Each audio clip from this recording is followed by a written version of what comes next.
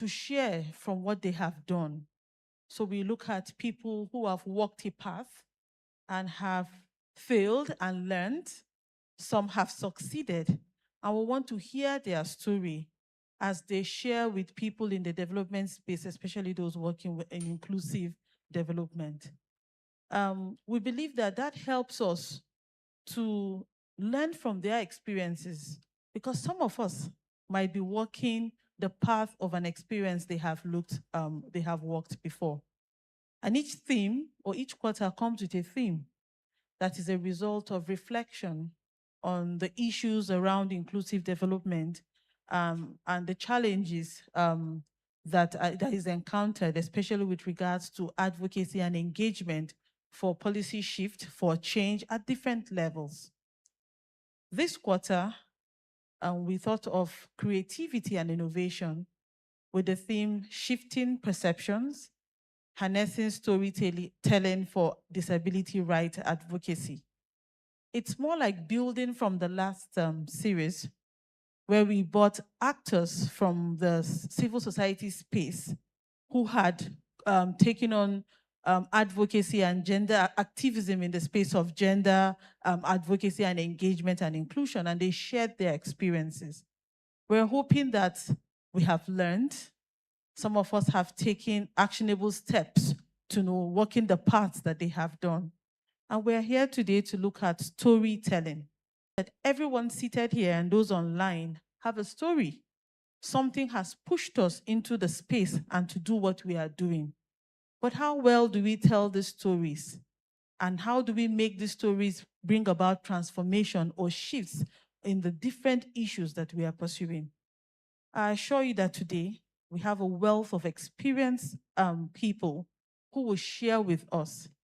I usually would say that in this room it's a room full of decades of experience, because if you put them together, you have a lot of experience.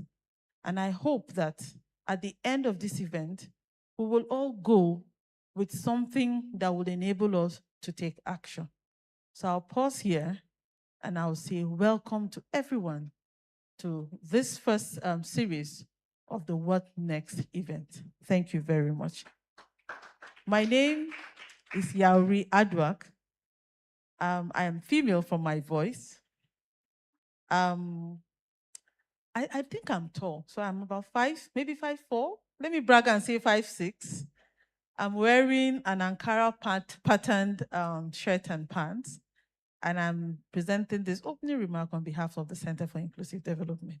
Thank you. Thank you very much for that presentation. Now I'm going to wonder if I have to tell you that I'm wearing a suit, a person with albinism. All right. We'll next call on the representative of the Shehu Umaru Yar'Adua Foundation for their own remarks as well. Please, a round of applause as representative from the Shehu Yar'Adua Foundation. Please keep those hands clapping while she walks up to the podium. Thank you very much. Good afternoon, everyone. The room is quite cold. Good afternoon, everyone. So my name is Regina Alachi, and I am the program manager for the Social Justice and Equity Program at Shehu Musa Yar'Adua Foundation. I think I would do what she did. I'm putting on a black trouser with a very wonderful patterned, floral patterned shirt. But then again, I lost a button on my way here. So, but yeah. On behalf of the Director General of the Shehu Musa Yar'Adua Foundation and the entire team at the Yar'Adua Foundation, I would like to say welcome to everyone present. I like to believe that this is such a timely conversation, and what next is really just the beginning of it all. So I think Razak and I were having a discussion the other day. I'm sure by now you would have figured that I like to say I think. I'm working on taking that out of my vocabulary. But Razak and I were having a conversation the other day, and he got me thinking, right? It is not enough for us to say that we want to do something or we want to make change happen. The real question is, how inclusive are you, and how has the change you so desire started with you, even in your little community and in your family? So I hope that we all leave here feeling informed, and whatever we do, whatever area we work in, whether it is storytelling, whatever effort towards advocacy we were putting up, I hope we do it to the fullest. So thank you, everyone, and I wish us all a very successful deliberation. Thank you.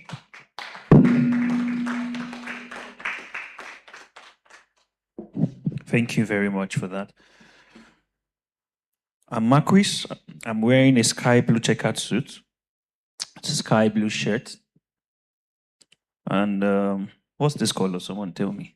Tan pants, right? And brown. All right. As something of a storyteller myself, I think it's important to say something deeply profound but very uncomfortable.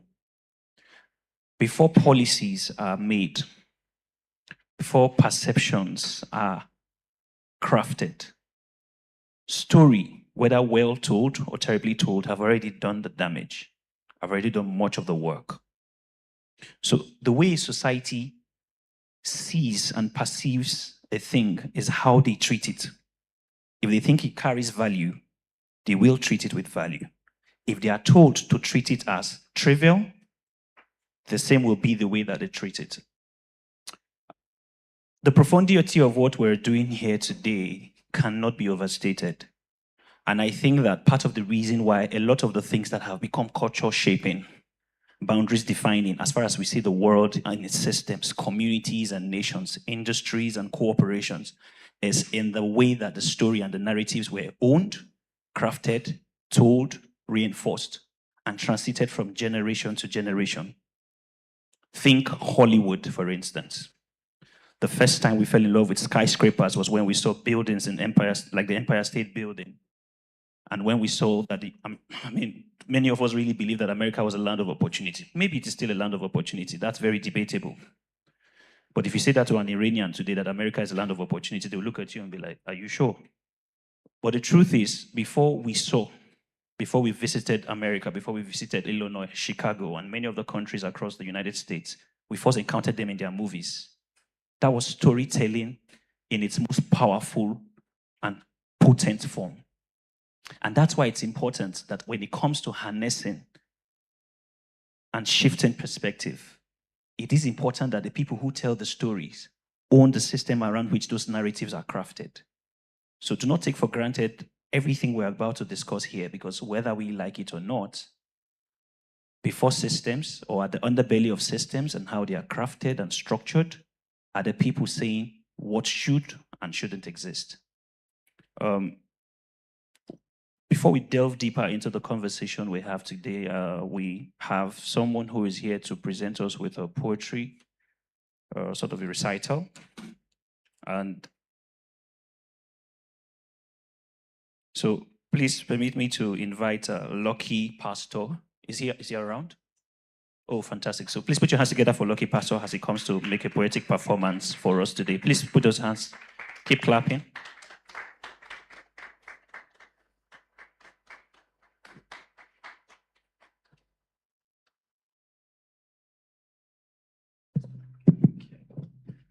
All right, good afternoon, everybody.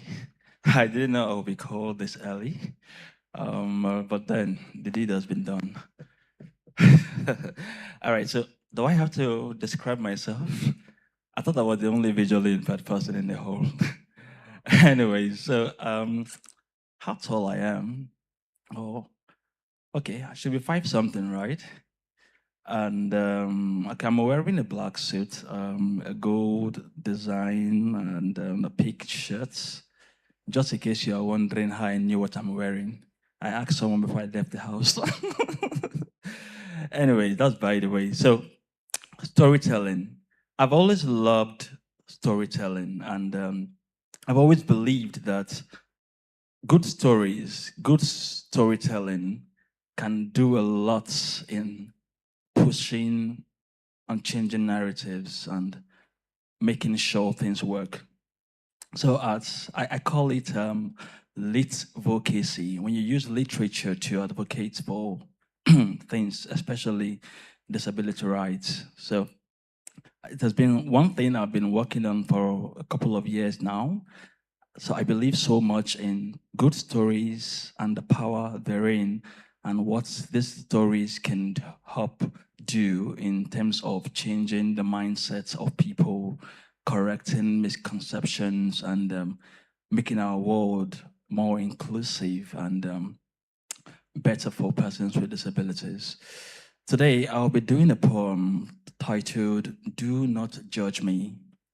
If you don't mind, you may want to agree with me that the greatest challenge we have in society as far as disability rights is concerned is the judgments people tend to place on persons with disabilities. You know, you see me with a disability and you just conclude, oh, he can't do this, he can't do that. Then you want to speak for me, think for me, do everything for me just because you think I can't do this then. So judgment is one of the very biggest challenge we have as far as disability is concerned. And I think by the time we begin to see people for who really they are without judging them before even knowing them, we'll be able to make a better society. So do not judge me. That's what I'm doing.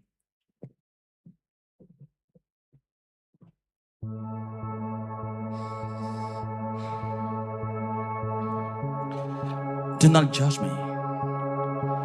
This is the pain I have come to share. I must speak, because lots have gone through the air.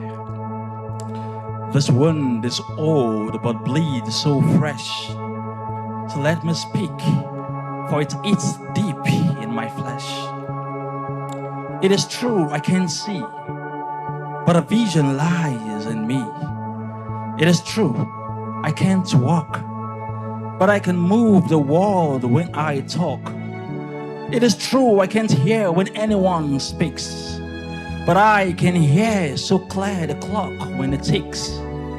It is never as bad as you think, my friend, just that you fail to listen even when I recommend. When you walk and stumble, your mind wasn't there. But when I do the same, it's my disability. I spoke, you didn't hear, your mind wasn't there. But when I do the same, it's my disability. When you try and fail, it's a mistake. But when I do the same, it's my disability. When you offend, your personality is at stake. But when I do the same, it's persons with disability. When you read and do not understand, you are either stressed or faced with anxiety. But when I do same in same land, it is nothing else but my disability. On the day of my birth, you watched me with dismay and wondered if all my life I'll be that way. Years have passed, no change is found. Now you wish you never took that round. Though your best you try to give in love, hoping and praying for a word from above. In tears, this child is drowned in disability, but you never knew it's just a unique ability. It is fierce now, and your heart can't bear. So you looked at me and tagged me a misfortune. With others, you are good, and lots of smiles you wear. But with me, you labeled your mind misfortune. You came into the class, and I was ready to learn. But you looked at me and tagged me a minus. You looked at all scripts and marked as the earn, but my scripts, no need. D is my bonus. On the road I stood, and my need was an aid to cross. Then you came to help. Instead of a hand, you gave a penny. And before I could let you know my present cross, off you went, just like so many. Your taxi, I boarded to pay for a ride. But with my sight, you pressed the accelerator. And even when you tried to stop to give the ride, you wondered the source of your pay and made me your monitor. You made your quest for qualification, and here I am with your favorite conditions. But because you tagged me disabled and can't solve, my path you ignored, and mediocre becomes your administrator. In your bureau, my duty was signed, and to deliver I have made my goal. But you've made my job a sit-down strike assigned favor, so you called it, trusting that's my focal goal. In your home, I found the true love I seek, and I have decided to make her my bride. But disabled is all you hear as I speak, so your answer is no. She's a father's pride. I am only blind, not without a vision. Don't judge me. I am only on a wheelchair, but can move through any length. Please don't judge me. I am only deaf, but can make decisions. Just don't judge me. Look inside of me and see my strength and not the disabled you think I should be. Do not judge me. Do not judge me when you know nothing of me. Do not judge me when you are myopic. When your thoughts do you wrong, do not judge me. Do not judge me when your mind is weak. Do not judge me when I make my mistakes. Do not judge me with the guess the author makes. Do not judge me without giving me a chance. Do not judge me with just a distant glance. I am in a fallen world with a weakness. So with you and all who can bear witness. But disability is not just my thing. It lives in you and I as a sure kin. So please, do not judge me. Just don't judge me. This is my story, and I believe the story of many persons with disabilities. But with good stories, good narratives, I believe we can change the narrative and make the world a better place. Thank you very much.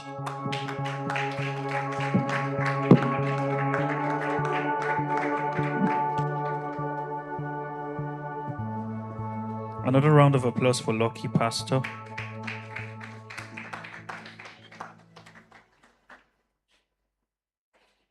Many of us who have dealt with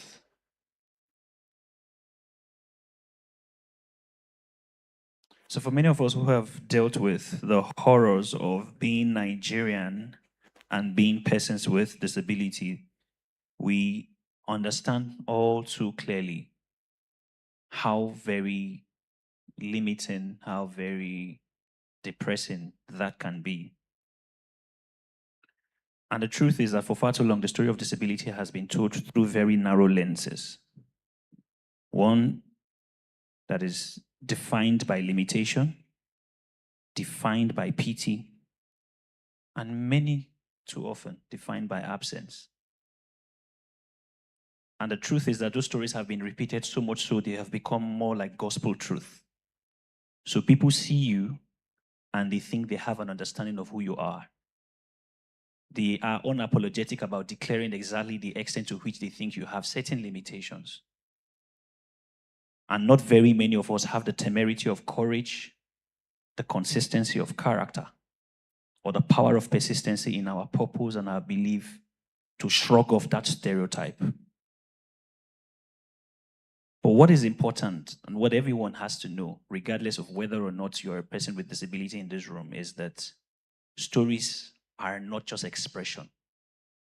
Stories are power tools themselves.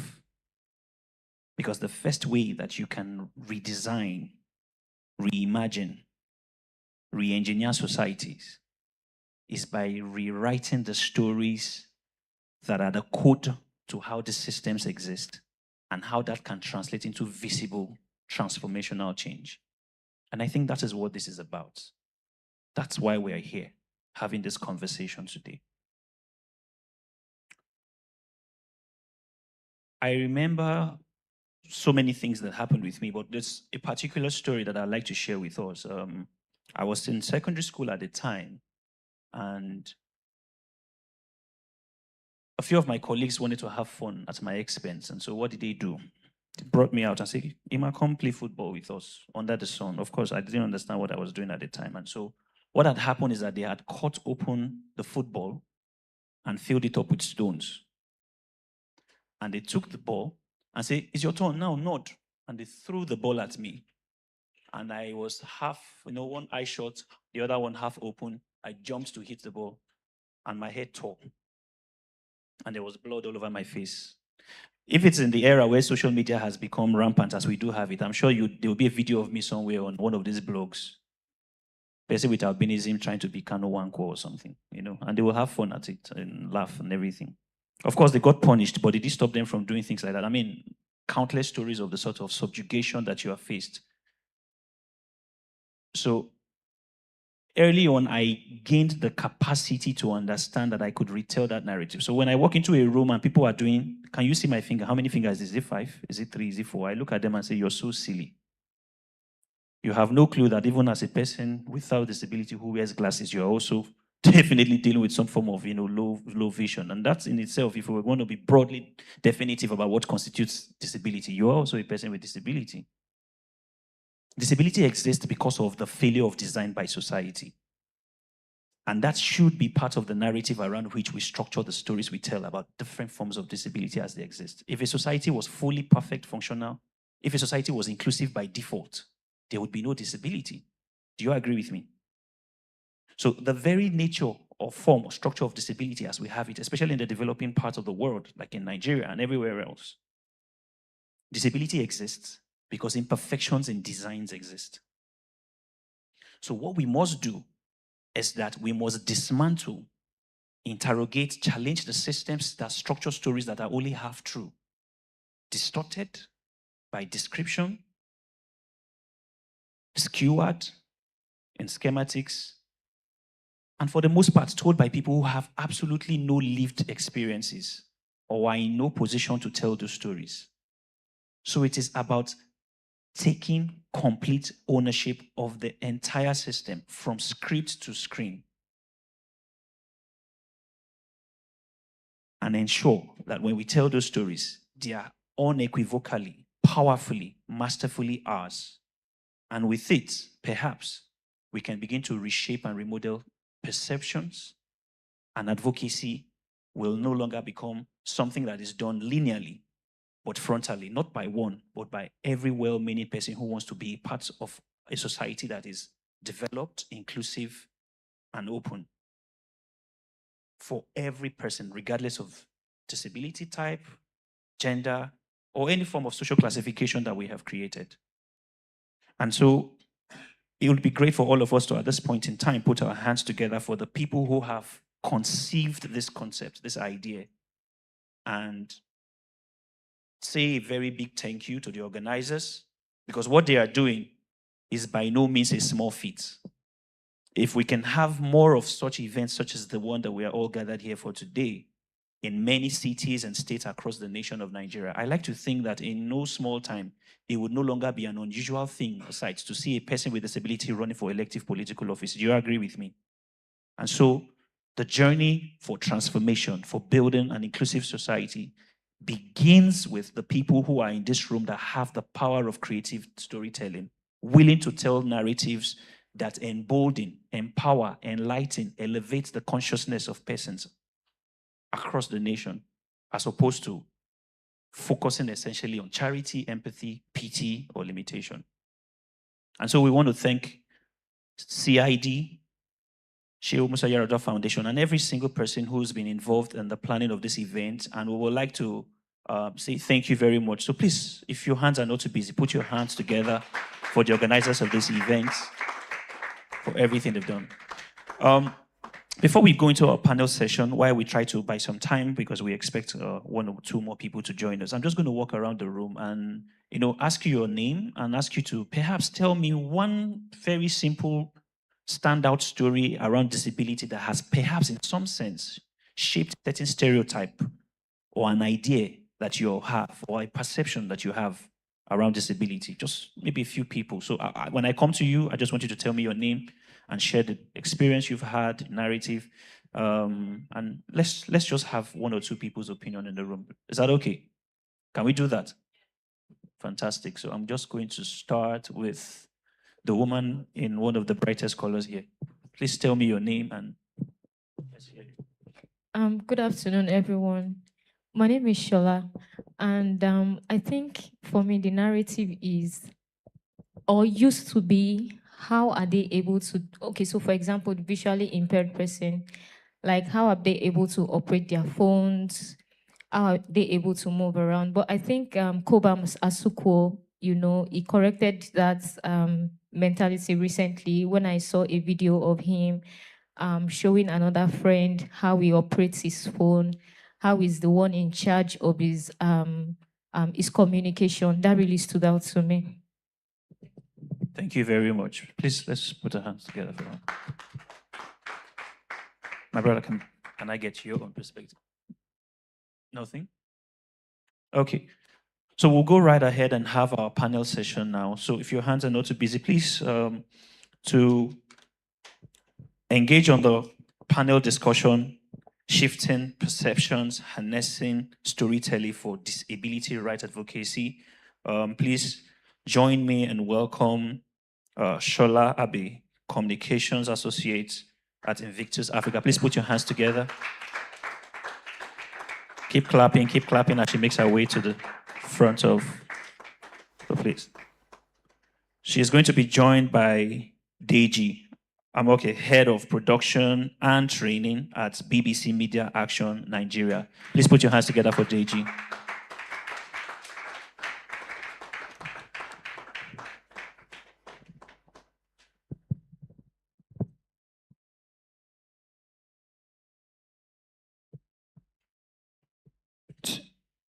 Okay. To moderate this session, we will have Regina from the Yaradua Foundation. Please put your hands together for Regina. Thank you very much. Good afternoon, everyone. Okay, so we know this is like a panel session, really, but then again, would want it to be as interactive as possible, especially after the panel. So we encourage that you take down questions you might want to ask our amazing panelists when it's time for question and answer. So before then, I would like to introduce the people before us today. I'll start with Mr. Deji Arosho, the Head of Production and Training, BBC Media Action Nigeria. He's an experienced head and creative manager with a demonstrated history of working in the broadcast media, film, and online. He has led the production and training department of BBC Media Action Nigeria for over 8 years, implementing his creative strategies across many genres for outputs published on diverse broadcast and online platforms.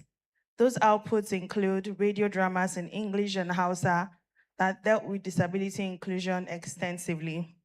He has worked exclusively in strategic behavior change communications and in the mainstream entertainment industry. As a writer and filmmaker, he has won national and international awards. Ladies and gentlemen, Mr. Deji, please make it warm for him. We are also joined by the beautiful Shola Abe. Shola is a communications and storytelling professional working at the intersection of data, gender, and public policy. She currently serves as communications officer at Invictus Africa, where she leads the translation of complex gender data into clear, human-centered narratives that inform public understanding and influence policy conversations. With a background in journalism, Shola brings a strong editorial lens to advocacy, ensuring that data is not only accessible, but meaningful and actionable.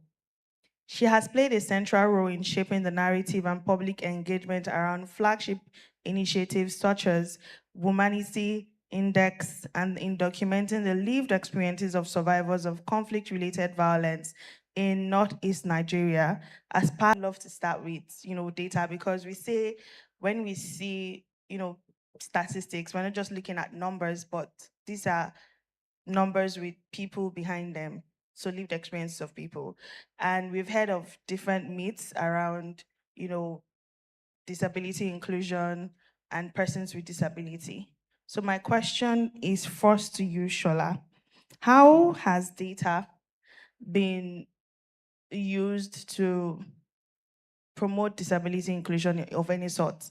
And if it's being used, properly, do you think the Nigerian government as a whole is doing really good with data in terms of addressing or promoting disability inclusion? Okay, good afternoon, everyone. Thank you, Regina, for the question. So when we talk about data, data shows that something is happening. Data is the confirmation that there's an issue. Data talks about the experiences in bulk, that there's something that exists. There's a reason why we should tackle this thing. That is what data does. It gives evidence to an issue. Now, speaking about disability data, I recently read that JONAPID collaborated with the Nigerian Bureau of Statistics, because before now, I doubt we had disaggregated data around disability inclusion. So it was why I believe JONAPID collaborated with the Nigerian Bureau of Statistics to generate data so as to push or to bring awareness to the issues that people with disabilities face. But when we bring it down to is governments using this data, I'm going to tie it to the data we produce in our organization. So there are two ways to it.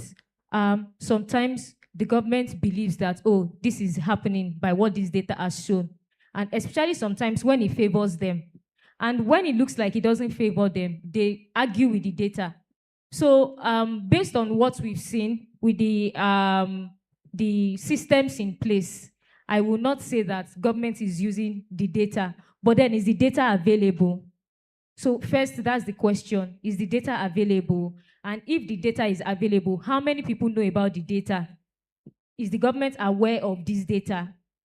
So that is the basis of this question. If the data is available and if the government knows about this data, because it is what you know that you are going to use. Because we've seen time and time again that even with laws and policies that are available, not many people know them.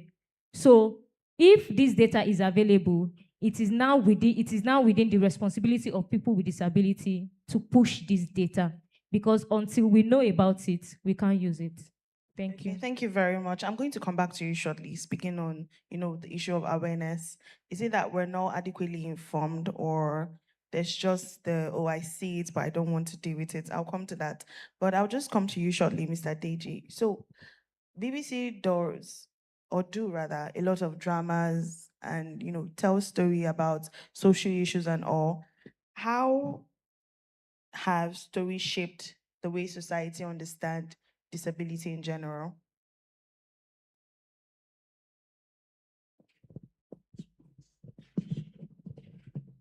Thank you for the question. Good afternoon, everyone.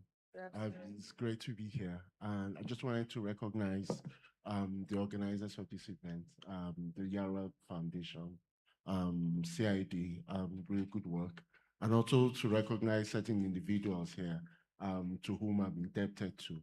I have to recognize Esther Ejiaku, was my former colleague in BBC Media Action, and very much part of all the things that we did in disability inclusion.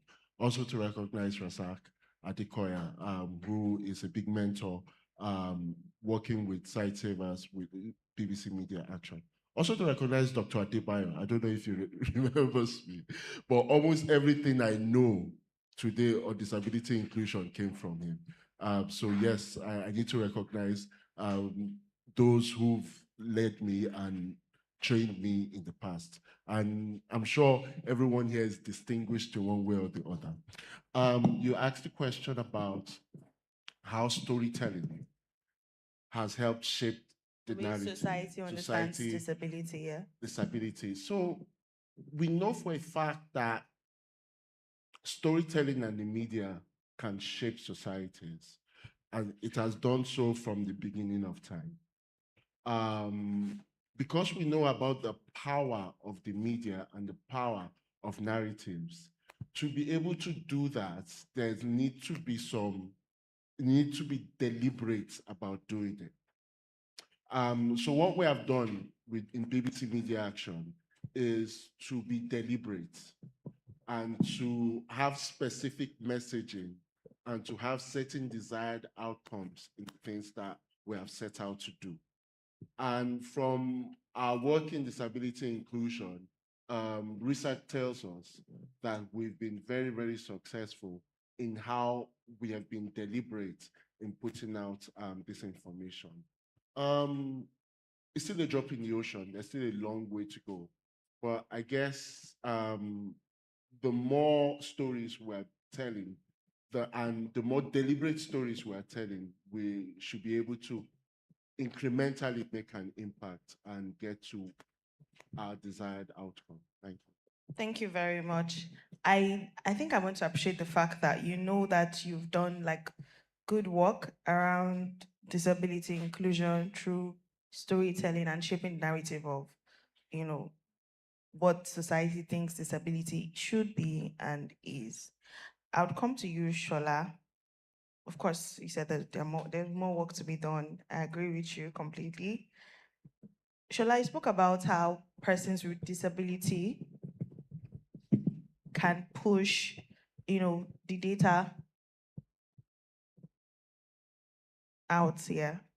I wanted to also ask, how do you think that they can take the lead in doing that? Well, how can they do that to begin with? If the society and systems the system itself was already designed without them in mind. So how can they start to do this? Okay, thank you very much. And I like where you said take the lead, because I believe that it's high time that people with disabilities start telling their stories. People without disabilities can only be allies. We don't have lived experiences. So it is high time they start telling their stories.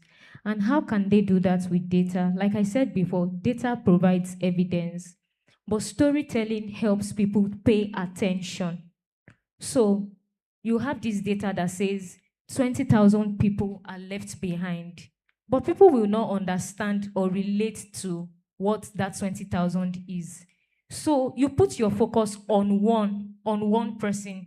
Who is that one person that can lead the story, or that can lead the story, within the data?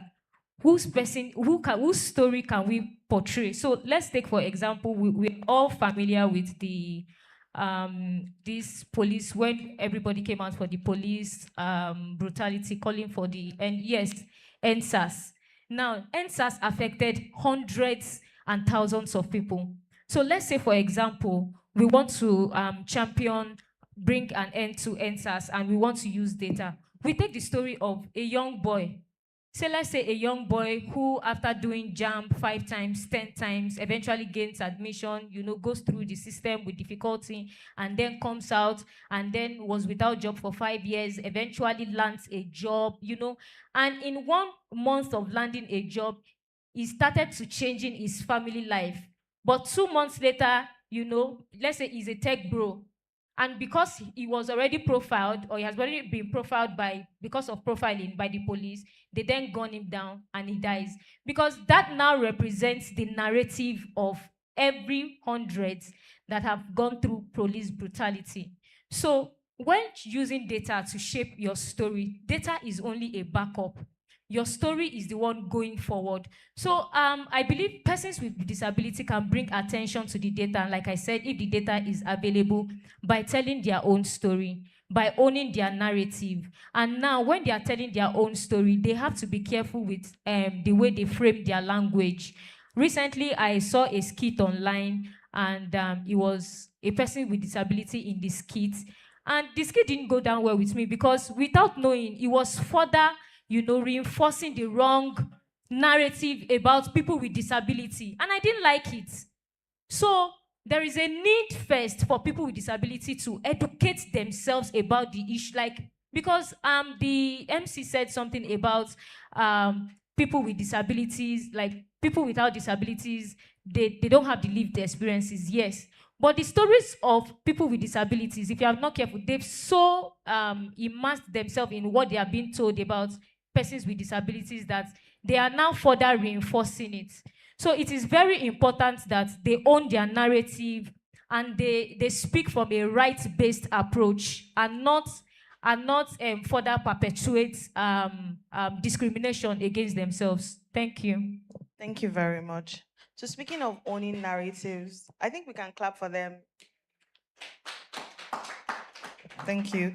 So speaking of owning narratives, Mr. Deji, how can storytelling be used by, okay, so I want it to be personal now, so you can share like, real life experiences with us. How do you use storytelling to influence the narratives around people or persons with disability? And how do you believe that moving forward, we want practical examples. You would want to tell stories. If you are going to tell a story now, right, about reasons why there should be disability inclusion, you can think of any scenario. What would be the approach you would use? How differently would you tell it? And then you can tell us what you've done in the past as well. So just practical examples. Thank you. That's a little complex, but I'll try and break it down. When you talk about storytelling is synonymous with creativity. And for me, I see creativity. Who is the first creative? God is the first creative. Um, the scripture said that God created the heavens and the earth. So when I see myself as a storyteller, I'm creating something. I'm creating a reality. I'm imagining something that I want to see. It's always beat me how those lonely nights I'm writing something on my desk, and months later it's become a film. Um, it's the power of imagination, how you can think of something and how that thing can manifest, and you can share that idea with the world. However, for it to have the impact that it should have, you have to be deliberate about it. Um, Shola was just sharing about how in telling a story, someone can tell a story that perpetuates unhelpful narratives. So that's the idea of being deliberate.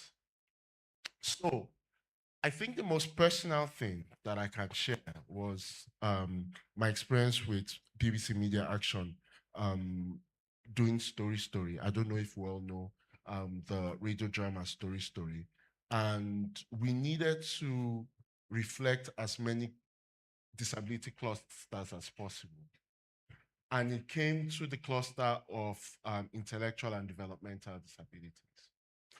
And we know that in the Nigerian space, there is almost like an obsession to make comedy or to make mockery of people with intellectual and developmental disabilities. You hear, I don't want to even repeat some of the things that are being said.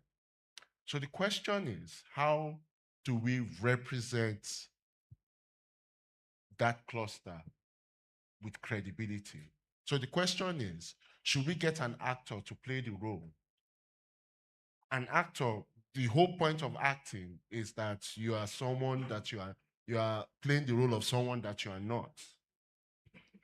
But the question is, if you were a person with disability and an actor, and there is a role of a person with disability in a drama, you will assume that I should be on top of the list to play it because you are talking about me. So our philosophy was to get people with disabilities to play roles that are for people with disabilities. And also to have people with disabilities also play roles that are not people with disabilities. So in being true to that philosophy, we had to do that for people with developmental disabilities. So how do we get actors to play the role? We have to be deliberate. We have to do our research. We have to work with the OPD in developmental and intellectual disabilities. We had to go to a school. We had to look for someone who could play the role. We had to ensure that the caregiver was there, the mother was there, his teacher was there, right there on the set. And it was a wonderful experience. And after the actor interacting with everyone on set for 2 weeks, his mother came and said it was like the best experience that he had. And it was therapeutic for everyone on the set to see. So there was a line in the drama where the story was that this person with intellectual disability was being locked and tied at home. And when his mother was trying to explain the scenario to him for what he will act, she now told him that, remember when such and such person used to tie you? How did you feel about it? And everyone nearly broke down at that point because that was his reality. And after yes, we recorded the drama. Maybe people who listened to it won't have known whether it was a person with disability playing the role or not. But for us in BBC Media Action, we were happy that we were able to be true to our philosophy of inclusion. In the disability community, there is this saying of nothing for us without us. And the experience that young man went through playing that role was an unforgettable experience. I wonder if he has had opportunities to act afterwards. But if anything comes up for BBC Media Action, we'll always reach out to him to see if it's available. So I suppose that's the story that I would like to share. Thank you. Thank you so much. This drama, is it available online? No, it's not. But we'll try and make it available. Okay. Because I think it would be really nice for people to go back and see this. But thank you for the wonderful work you do at BBC in shaping these narratives. So shall I just come to you again, right? We know we've spoken a lot about persons with disability and how they can use data to tell the story. And now, what do you think are the practical day-to-day tools that are available, right? That people, even advocates, CSOs, development partners can use or leverage to better promote inclusion and be inclusive as well? Thank you.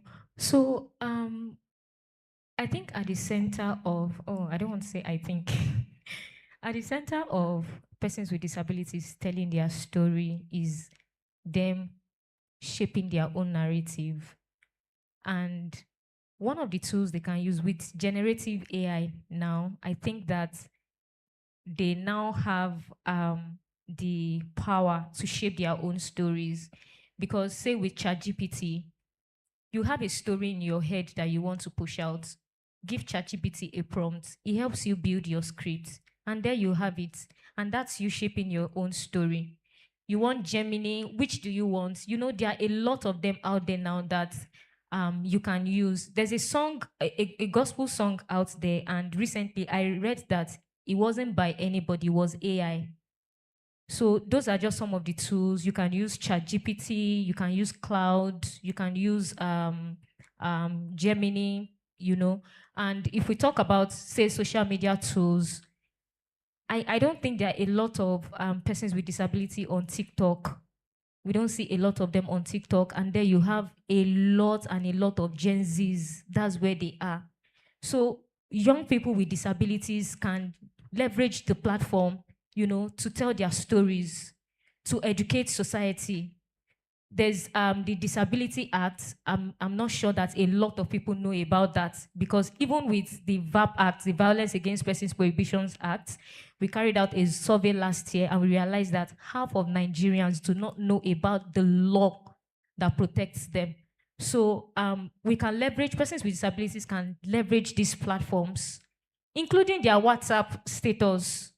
You know, they can leverage it to share their story, leverage it to educate society, leverage these tools. They are out there, they are on, people talk about it. You know, there are a lot of educational videos about these tools. So they can leverage it to not only tell their own story, but also shape their narratives. Thank you. So much. Thank you. So Mr. Deji, I'll come to you again.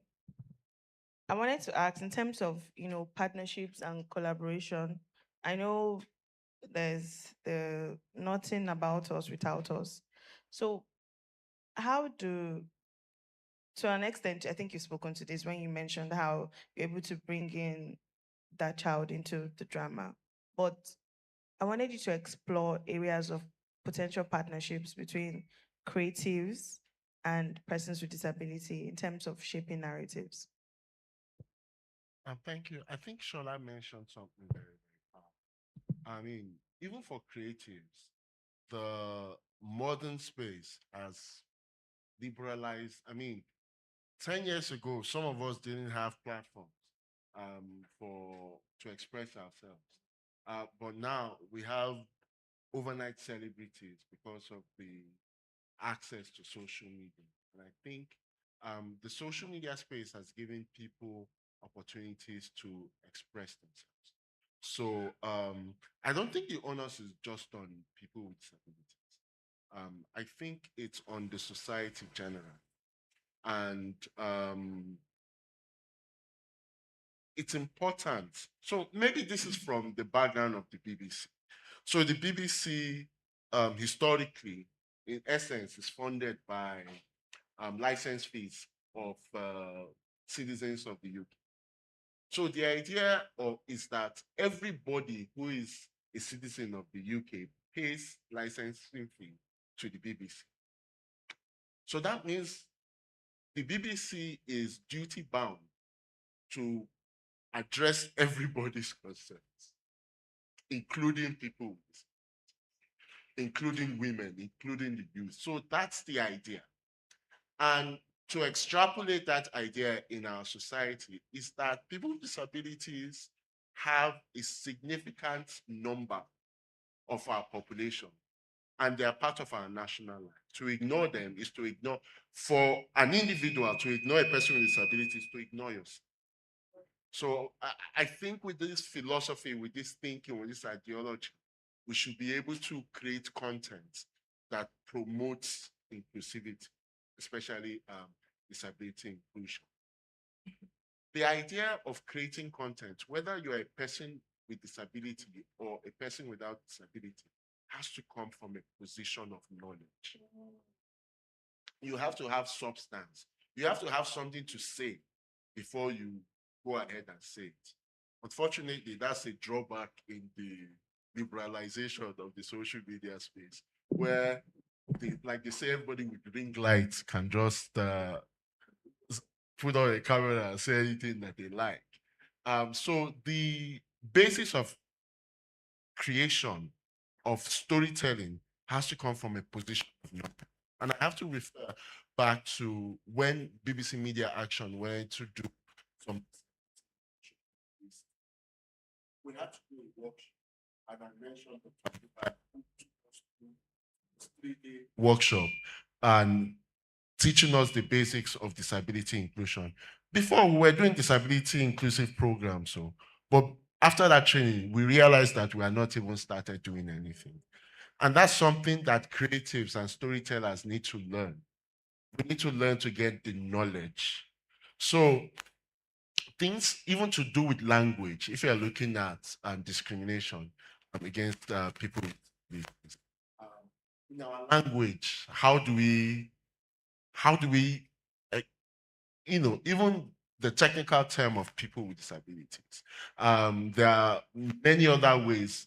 denigrating ways or derogatory ways that people refer to people with disabilities. But the English language is deliberate, and that being deliberate comes from a position of knowledge. And I suppose getting knowledge comes from partnering with the right people. So partnering with the right groups, partnering with the right organizations of people with disabilities will be a very, very good step. So that union of creatives and people who are knowledgeable in disability inclusion advocacy is something that can move storytelling forward, and we can get the desired outcomes. Thank you. Thank you so much. Like I said, I think we can clap for them. Thank you. So I'm going to come back to you, my lovely panelists. But before then, I think I would want the audience to, at this point in time, ask questions that might be present to them, questions that I believe that experts like yourself can speak to. So I have a hand up. And when we say questions, I don't know, it's not like a contribution yet. So we would want, because we're spent for time, to please just ask your questions so we can get right into it. Okay, Razak, number 2. Who else has a question? Okay, you're 3. Thank you.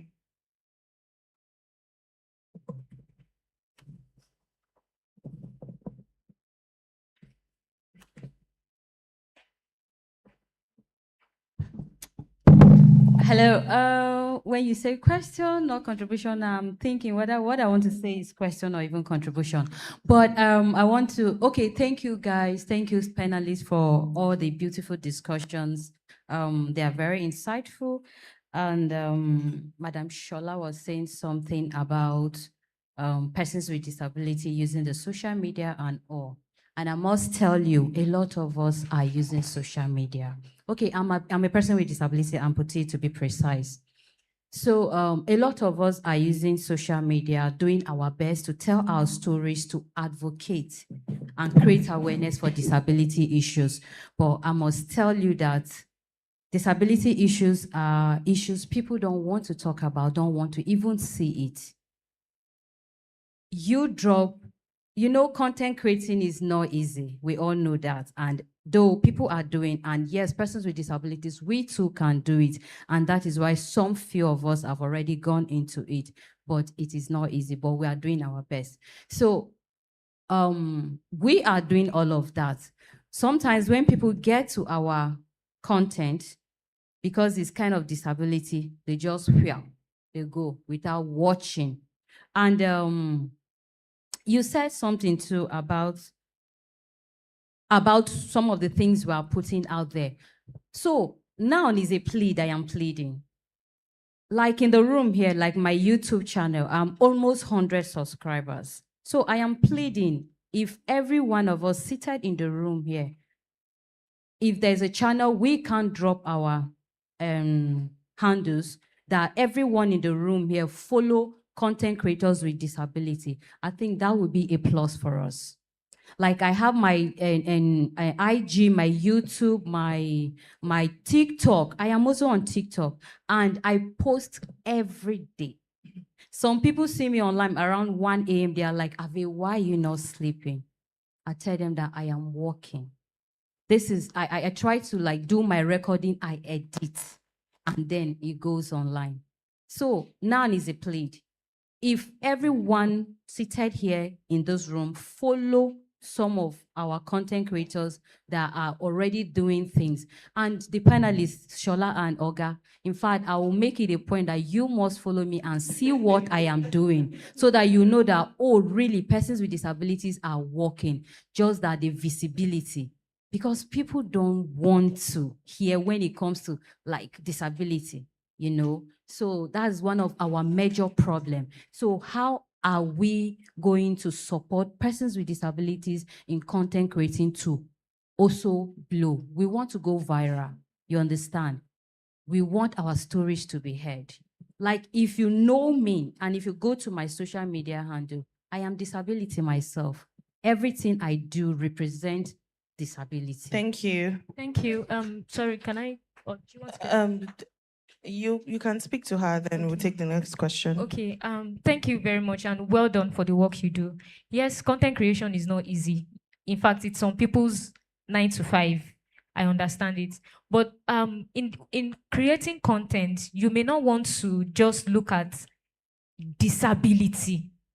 There are people with disabilities that, they talk about lifestyle content while also talking about disability. Do you understand what I'm trying to say? There are areas where you used to bring people in while you are still educating them about disability. Nobody wants to, say that in the morning I come to your page and you're talking disability. In the afternoon, they are coming to your page, you're talking disability. Do you understand? But there are different areas where you look at and, you are using it to educate people. Let's talk about lifestyle, your hair. There are mundane things that people are interested in while you are still educating them about disability. I hope you understand what I'm trying to say. So you may want to look at refining your approach, not necessarily not talking about disability, but you may want to look at refining your approach. What other things interest you that you can, talk about, use to talk about? It will not be a channel of educating people about disability. I don't want to talk too much, but I'm going to follow you. Thank you very much. Thank you. Mr. Deji, do you want to say something? I was just trying to whisper into her ears, and I couldn't have said it better myself. And I wanted to refer to, sorry, Dr. Adebayo, I'm mentioning your name a little bit too much. But one of the things he taught us is that the twin track approach. One is to talk about disability inclusion as an issue. And another is to mainstream disability inclusion in regular media programming. And that's something that Shola was talking about. And having a background in development communication in SBCCC, this is the mistake that we make in behavior change communication. Nobody tunes their radio or turns on their television to watch malaria content. Nobody wants to watch nobody wants to listen to disability content. They want content that's outputs that can enrich themselves, that they can be entertained, that can be enlightened. So the challenge is, how do we talk about disability without talking about disability? Without having that toga that this is about disability. Like Shola has said, if you like singing, sing. I mean, I was so inspired by the poetry by Lucky Pastor. That's brilliant. Social media is not a place for serious things, so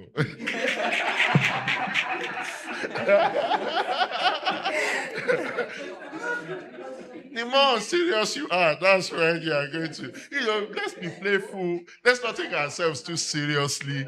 And I'm sure we can do more to advance disability inclusion without directly talking about disability inclusion. Thank you. Thank you very much. So we'll just take the next person, Razak, and then I think someone had her hand. Yeah, thank you. Thank you very much. I will ask my question, but please let me just add a bit of voice to what the last said about people not being serious. There was a time we were trying to push for employment. And in one of the companies, in fact, one of the telecom company, they were one of the people that spoke at the last What Next series. What we have to do was to bring in game. They call it a game day because they've tried to train people on disability. They were not listening.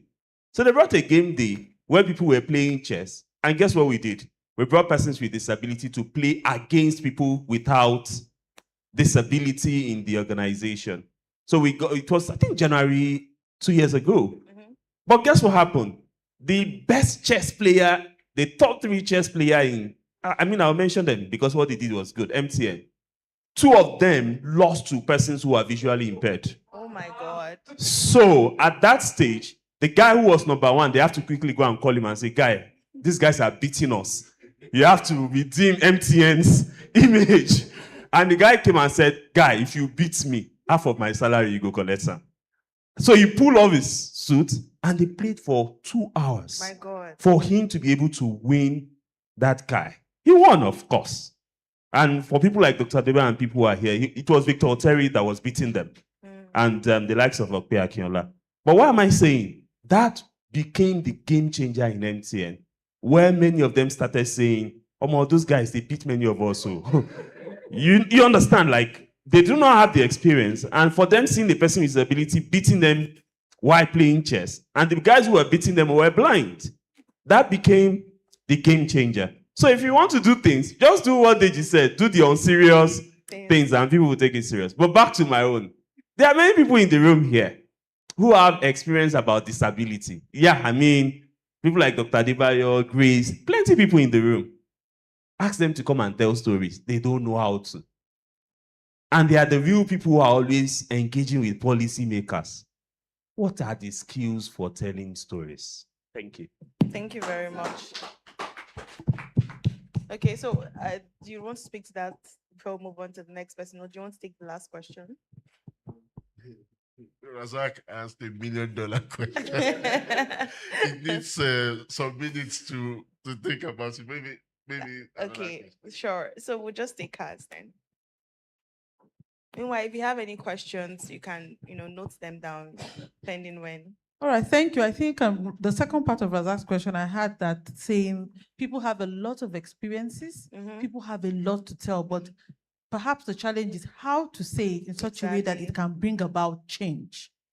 My second question, so I think that's re-emphasizing the question from Razak, and I'm wondering how, I would like to hear more on a lighter note on how the chess competition went.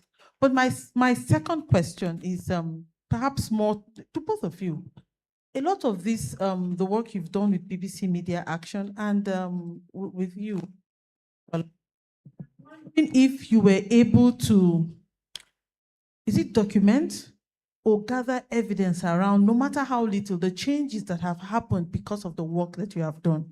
Because I'm sure we're not just sitting here to learn how to tell stories or how to create content. That would be great. But going further to see that this brings about change.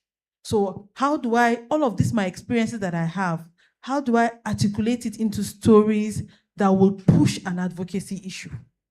So yes, the unserious thing is happening in whatever way, but how am I using it to bring change? And how am I tracking or checking, no matter how little, this change that is happening? I want to believe that some change is happening. She might not know, but something is happening. Thank you. Thank you very much. I think some of the questions that I was going to ask here, they've already asked, so please just proceed. Thank you. Okay, he's an elder in this one. So while I'll just try and build something for you to build on. So when we talk about storytelling, storytelling can be learned. Storytelling skills can be learned. And there is no one size fits all. Sure. Because you see, human beings, we are very fickle. And that is why the algorithm on social media, you hear that is always changing. And we are always trying to understand it. Now, I work for an organization where we champion gender issues, especially women. And recently, I asked myself, Shola, how do we make people pay attention? If you are familiar with the Receive Seat Bill, whenever we champion women's issues, we are always like, women deserve a seat at the table. Women must be there. Women this and that. But then I took a step back and I was like, how do I, tell women's story better? And I realized that I can go from the angle of what society is missing by not bringing women to the table. Now, I'm currently working on a documentary where we went to collect survival story in Borno, Adamawa, and Yobe. And I recently also read a report about that. And we were championing women's inclusion or representation or participation in transitional justice processes, which means that these women, survivors, when you bring leadership to the table, women should be there. And part of the success stories I read is that for leadership groups that have women, those women were able to provide solutions to some of the things that the men on the table could not bring solutions to. So those are the things that society is missing. So in doing storytelling, what do you want society to take out? That's where you start from. What do you want people to take away from these experiences you have? What is that one thing that you want to highlight? Because sometimes we make a mistake of we want to bombard us with a lot of things. But what is one thing that you want people to take away from this experience? That's one way to go about it. And like I said before, it can be learned. We have a lot of resources on social media, on YouTube that we can leverage. We have other resources elsewhere. So storytelling is not a one size fits all. And then I'm going to speak to harvesting impact, how you can do that.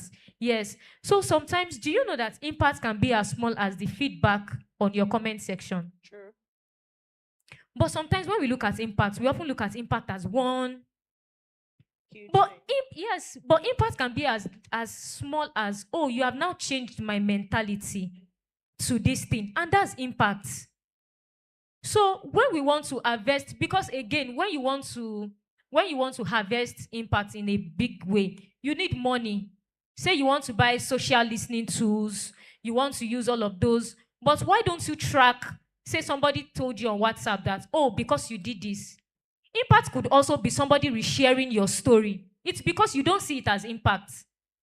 Because if they did not find something useful in that content, they will not reshare it. And that's impact. That's those little ways that eventually compounds as big impact over time. I will now drop it for my elder.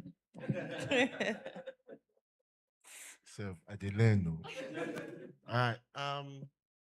I guess you're very correct. Storytelling is a skill. It is.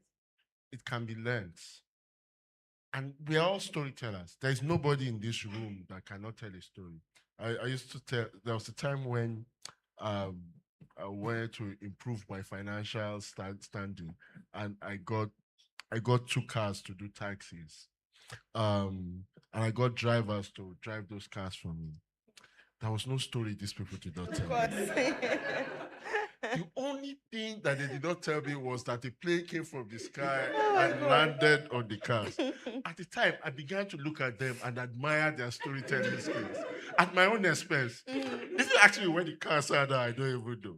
But anyway, it's just to say that everyone has the capacity to tell stories. True. The question is, to what extent can you tell interesting stories and stories that will achieve a desired objective? And it takes training. I started out as a writer, and it's a big frustration for writers in Nollywood. I used to say to people then that everyone who knows that a noun is a name of a person, name or thing, thinks they can be a writer. Because everybody just thinks they can be a writer, but it takes skill. Even for people in the profession, there's need for training and retraining. I know that because I'm also head of training at BBC Media Action. We go, even me that's head of training, I also need training myself from time to time. So the question is, how well have you honed your storytelling skills so that you can tell good stories? And another way is partner with people who have a track record of telling good stories and telling impactful stories. Shola mentioned something. One common mistake we try to do is you can't do everything at once. So you have to define your objectives. So even you are looking at disability inclusion, there are several aspects of disability inclusion. One of the mistakes we make is we are trying to do everything all at once.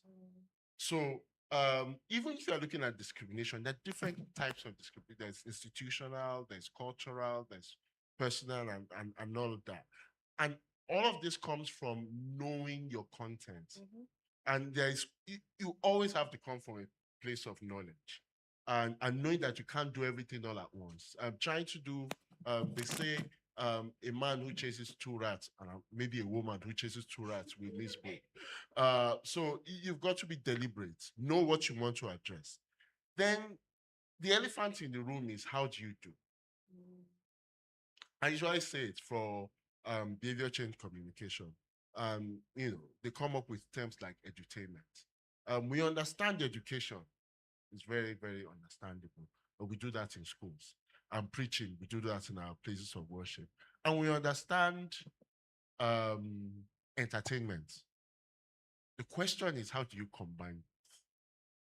how do you put a message in a way that people can accept it and a way that it can engender change in mentality and change in behavior in the long run? The question is, of course, that's something is based on a career that has been built over many years. I may not be able to say it in this session, but if I'll say something, it's about make your content about people.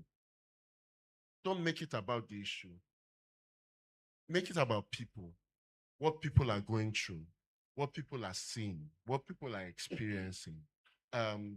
So if you make disability inclusion, personalize it. It's not about the issue, it's about people.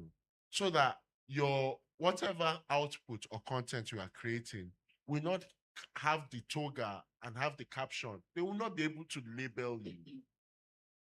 Disability inclusion is something that we go through in I mean, he was mentioning, I hate these glasses, by the way. But I've come to an age now where I may not be able to see certain things if I don't wear my glasses. The very basis of disability is not such about the impairment, it's about the barriers in society.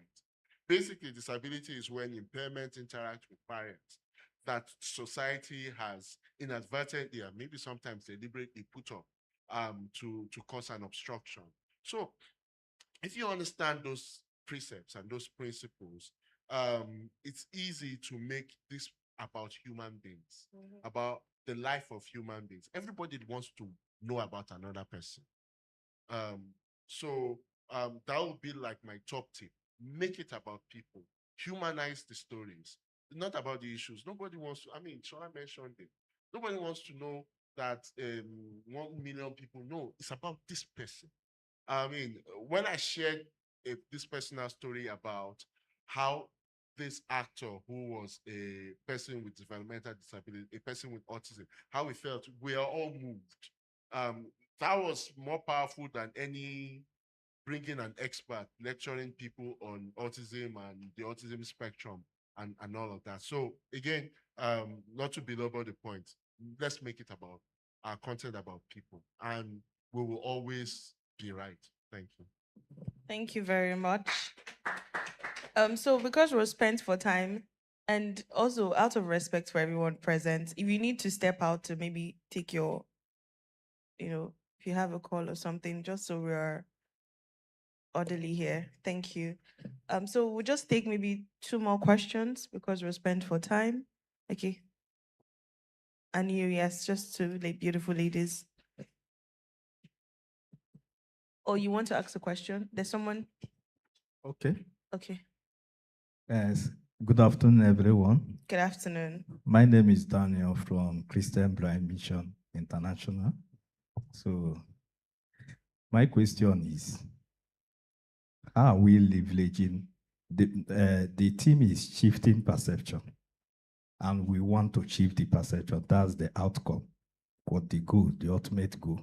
And the perception according to Nigeria context in disability, that disability is a charity base. Everybody see persons with disability as someone like a beggar. That's the pictures they are seeing person with disability with. Like they are begging for alms and all that. But shifting the perception from charity base to the light base, how are we going to go about it? We also have a platform that we can leverage on. We have the media houses there. I didn't see NTA here, AIT, many of them. Like in my program, we are collaborating with CID. Many of you in this room are working with me in my project, the Lapid project. I just came back from Asaba, where we did a town hall meeting, Southeast, and it was broadcast live, free of charge. Go TV, Star Time, and also DSTV, live. The perception is to shift from charity base to what? To light base, which is the law. No, another issue again, the persons with disability, also the way they portray themselves as if they are begging for, and I have learned We know about a lot of things that are happening in our society today. Many other organizations who are using them to get funding at the end of the day, and everything, they are being used as a tool, even religious body that are using them to portray fake miracles and many other things too.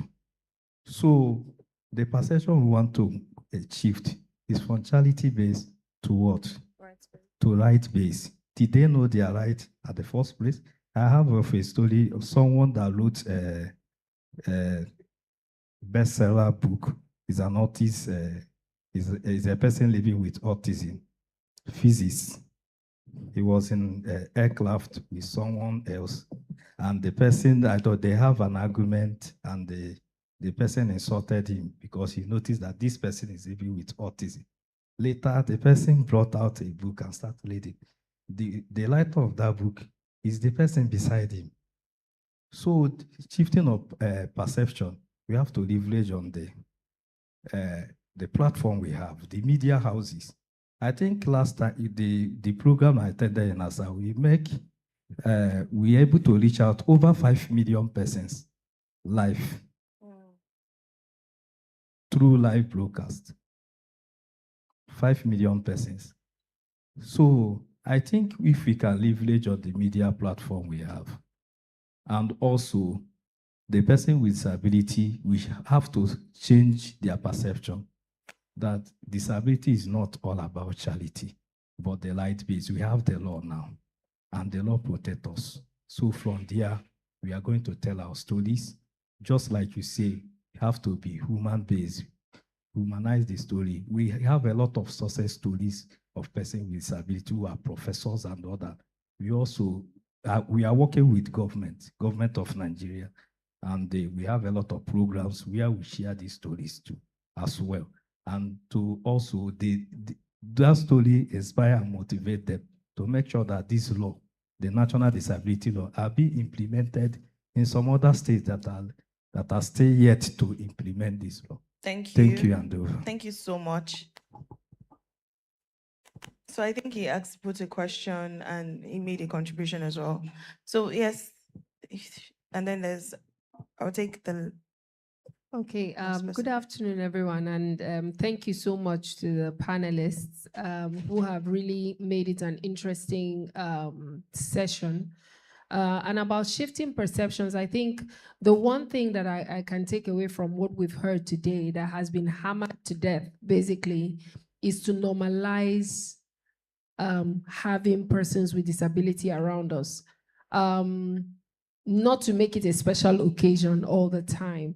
I mean, if we're having a conversation, if for some reason you are behind a wall and you can't see me, it's not going to be a big deal. We'll just have the conversation, right?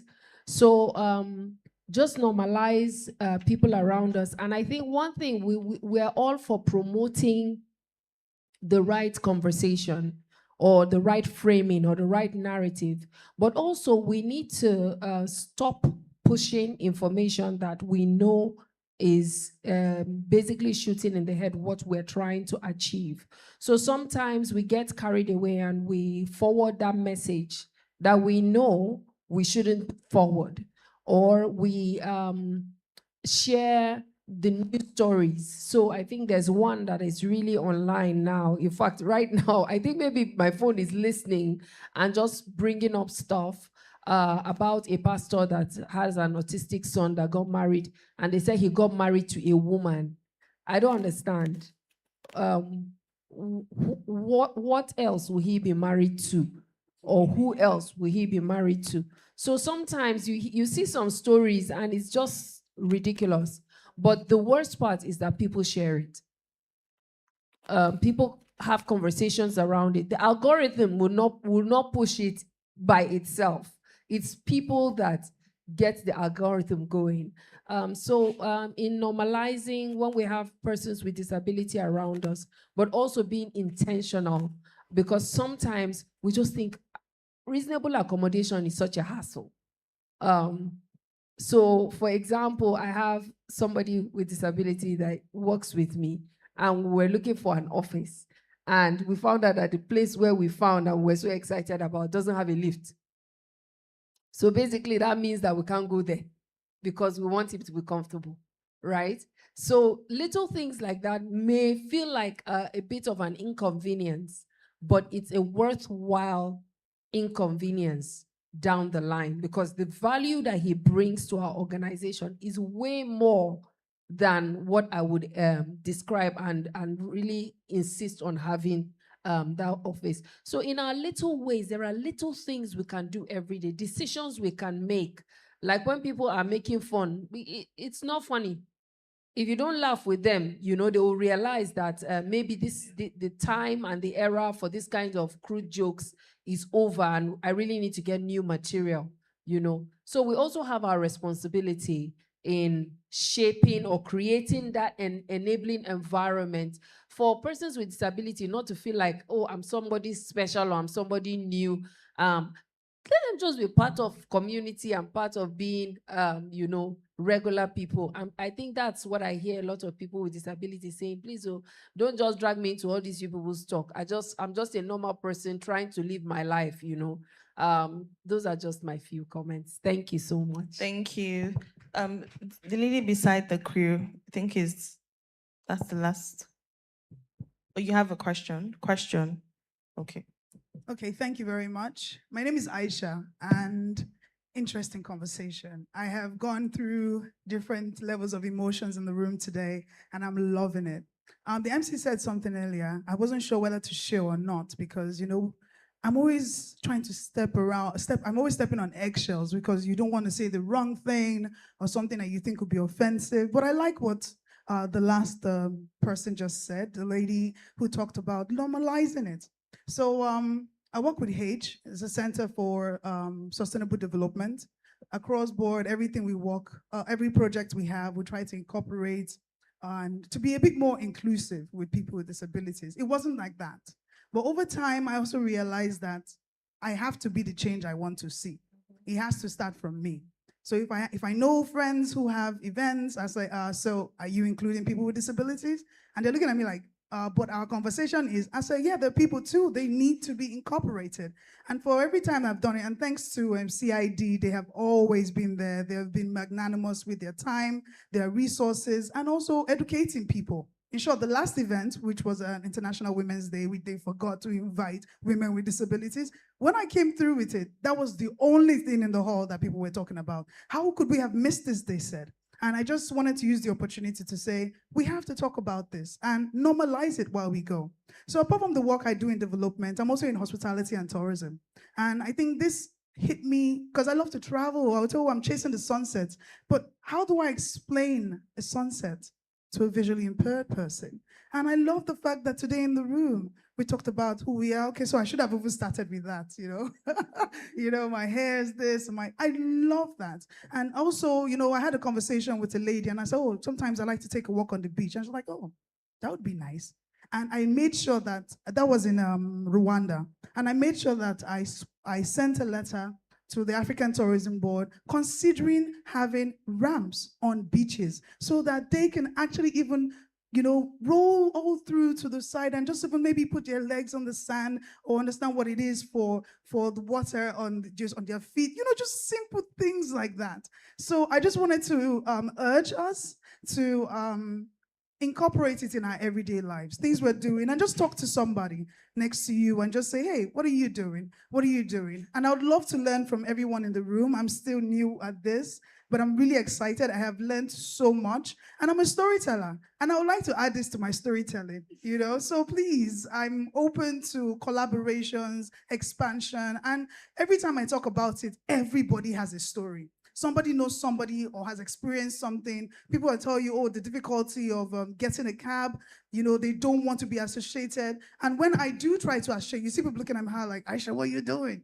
You want to leave them alone. So I just want to say, hey, the love we share is beyond anything. The kind words we go over and, we can amplify it. So I just wanted to urge everyone and to ask best ways to amplify the work that people with disabilities are doing. Organizations with disability are the activities that they're engaged in, and just we coming together as a collective and understanding that we are one. I think that's very important. Thank you. Thank you so much, Aisha. So please respect for time. So just questions, please. Thank you. Well, I found a lot of things that you said very interesting, and I also like that you said data backs up, much of the storytelling is the backup essentially, because you must provide empirical data too. But my question to you, and it's directed to you specifically, I like what you said about the BBC media and everything, but I'm wondering, how do you get persons with disability to unapologetically own their identity, and then as a furtherance to that step, tell their stories in a manner that is dignifying and empowering? I've watched dozens of videos. In fact, it's so silly that sometimes my dad sends me videos of persons with albinism making caricature of themselves. And he thinks it's funny. And I said, this is not funny. You're the last person in the world who should send the content like that to me. So I think that it is a lack of awareness and a lack of an identity that would allow a person with disability, allow themselves to be denigrated in those contents, because somewhere across the value chain of creativity, whether you're writing scripts, you're shooting, you're a videographer, it's either persons with disabilities don't have the skills to do it, so they can't control the narrative because there's not enough training, you mentioned training, or there's not enough exposure because everybody's caught up with this feverish desire to go viral. You want to go viral. We have this desire for content, millions and people are drunk on content. But I think that you can find a way to get persons with disability to become more dignified in their approach, the way they see themselves, the way they carry themselves, and the way they relay their stories, and to be excellent at everything they do. You don't have to be an excellent person with disability. You just have to be an excellent person who happens to be a person with disability. Exactly. That difference is very important. True. Because without that, what you're going to keep having is persons with disability saying, oh, I'm a person with disability, but I can write story. No, I'm a story writer who happens to be a person with disability. How do we get persons with disability to become those sort of people who are conscious and responsive? I do a lot of things. And I had a bit of a dilemma while I was writing the attendant. I'm sorry I'm getting a little bit passionate, but I think it is important and it has to be said over and over again. And when I was going to write, I honestly, it's very controversial. I don't identify as a person with disability. Why? Because I don't see those impairments. I don't see those things. I'm handling a lot of projects on a national scale that before they realize I'm the person, my boss calls me the expatriates. When I sit down with the minister for work, they call me our expatriate is in the room. Nobody's calling me Albino or Ibo and those sort of things. And they take me seriously. I'm talking to engineers on the field. They're like, are you an engineer? Are you a structural engineer? I said, I don't know. My first degree is in English, second degree is in communication. You see, but I have gained a reputation as a project manager handling high impact stuffs. But I'm also able to tell my story in a way that is dignifying. So what would you say is the best way to get people to stop getting caught up on the need to go viral and become visible and carry value at the subset of what you're doing? That's my question. Thank you. Thank you. So that'll be all the questions for now. I think we can interact with the pan. Oh, and she's giving me the puppy dog, guys. Okay, can we please just take one more, everybody? Thank you.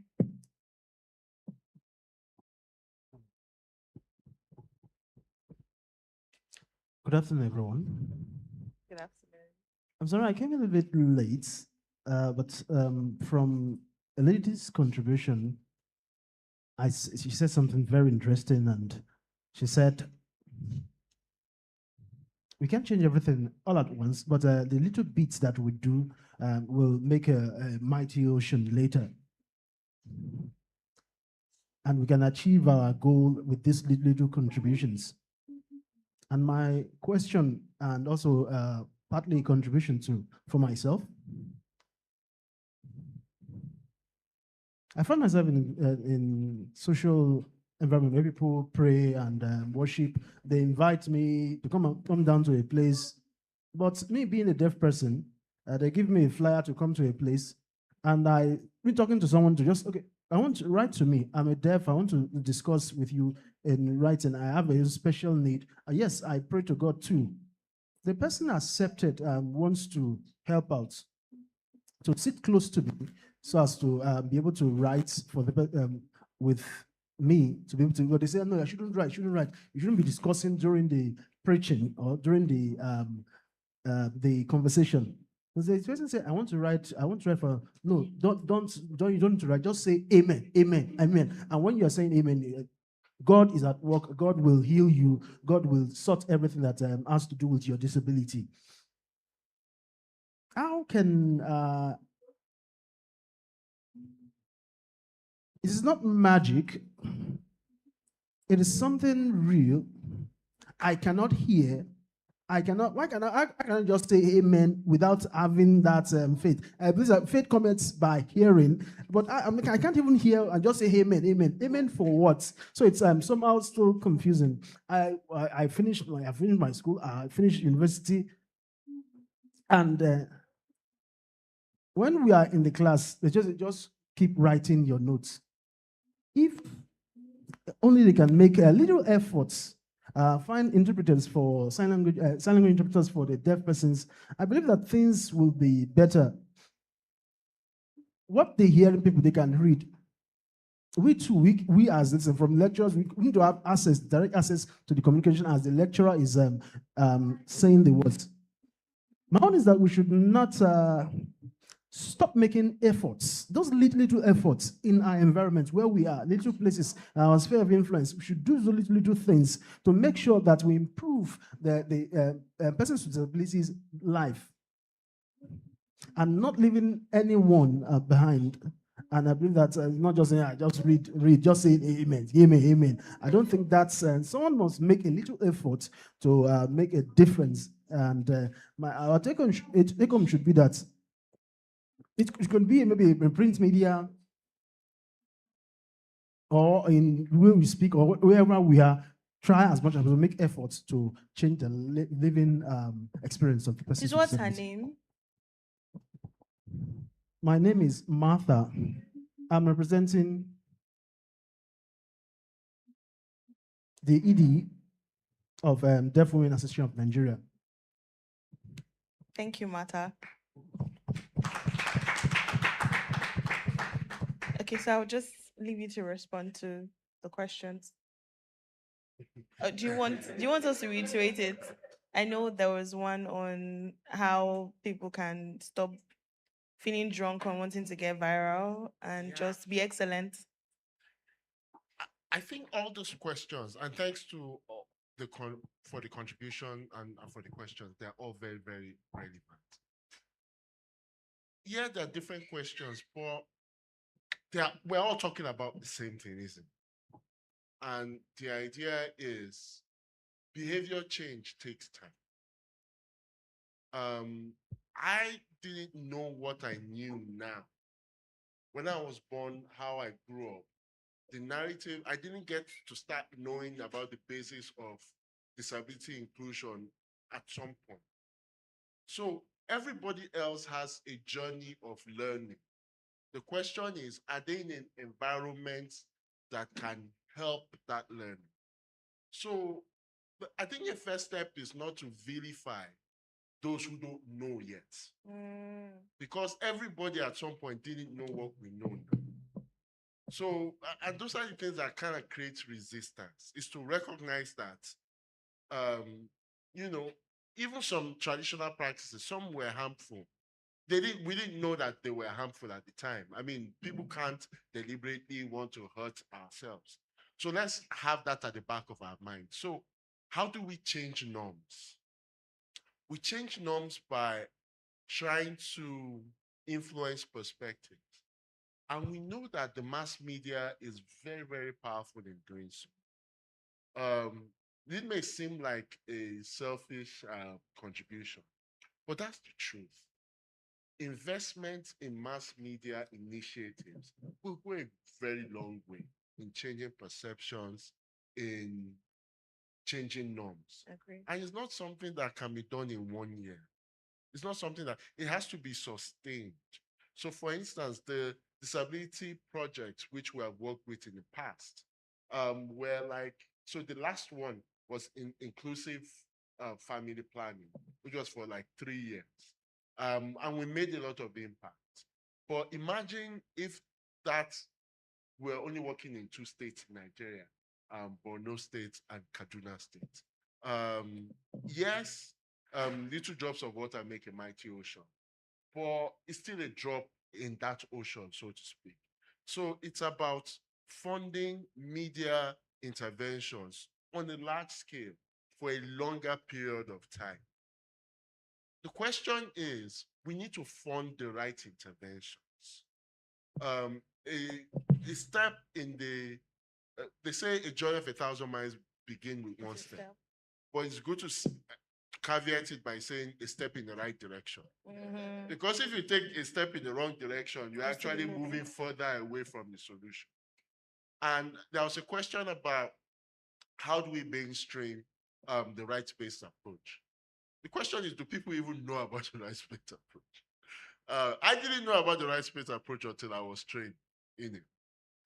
So in the previous project with Site Savers, we trained media professionals about the right-based approach and everything. But we were only working in 2 states. And we're only working with 3 radio stations in those 2 states. Imagine if we scale that up. Yeah. We train more people about the rights-based approach. And let's be honest, maybe not all of us, but at some point in our lives, we have felt pity for people with disabilities before. So it's like a natural human reaction. So, I don't think people should be vilified for having the charity-based model or having the PT-based model until they are trained, until they have the information, until they have knowledge. Then we can be deliberate, we can be intentional about what aspect of the behavior we need to change or we need to shift. So, someone also said that how were we able to do it? We partnered with the right people.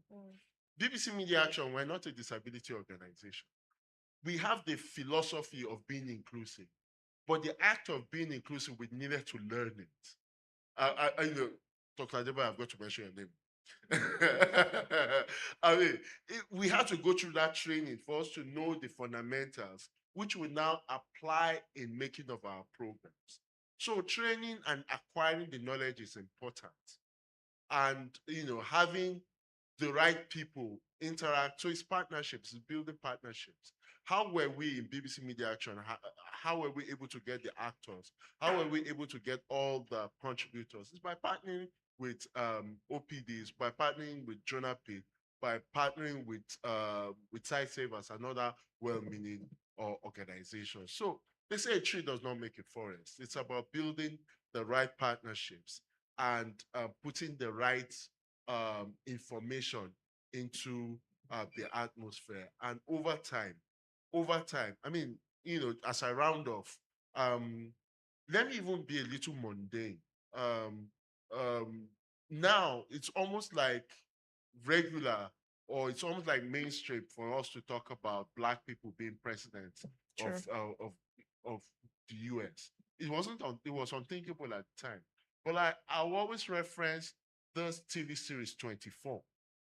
I think when 24 started, made Robert Palmer, a Black person, the president of America, it was shocking. It was. 7 years later, Barack Obama became president. So it's about creativity. It's about that divine thing. How many years have I been in this business? I don't take it for granted that what I write in my bedroom in the middle of the night can become something that millions of people can watch. And that's the power of the right idea, of creating this reality you want to see and putting it by working with very appropriate partners and working with the right platforms to put the information. Thank you so much. Oh, are we rounding off now? Yes, Final. please. Okay. No, you can, when you're done, you just give in 30 seconds your final words. Okay, I'll just give my final words. Sure, right? that's fine. Okay, so I want to say that at the core of everything we have discussed is using storytelling for education. It's at the core of everything. And when he was speaking, he talked about collaboration. He talked about how people with disabilities even position themselves as charity. And now you can see when I made an example of the person with disability who was in a skit, and the skit even, reinforced the wrong narrative about him. So even with persons with disability, they need to be educated. And you can't blame them, because over time, what society has told them. They have now believed what society has told them, and they've been, in a way, separated from the system. It's just like we just packed them one side. So you won't blame them for that action and, reaction. So I believe that it's important that we educate people with disability. Let them know that they are humans. Let them know that they deserve a system that works. If you go through Wikipedia and see how Wikipedia told the story of Kobam Sapsuko, wrote his narrative, you would be amazed. They wrote it from a place of talent, that he has talent, he has done this, he has done. I'm sure we are familiar with this Jennifer's, the last one she did, this Christmas song. Everybody loves Christmas. Kobams, produced it. That's to show you that I don't know how he did it, but he constantly portrays. Before you say Kobams is a person with disability, you would have first talked about his track record. True. So there's a need for constant education of persons with disabilities to know that they are first human beings, they are professionals, they are fathers, they are citizens, they are members of this nation, and that is what they must portray first before that disability. And that is how society must first engage with them before that disability. And Mr. Deji said something about vilifying people. We don't know. Just like Miss Aisha here, we don't know. We want you to also educate us.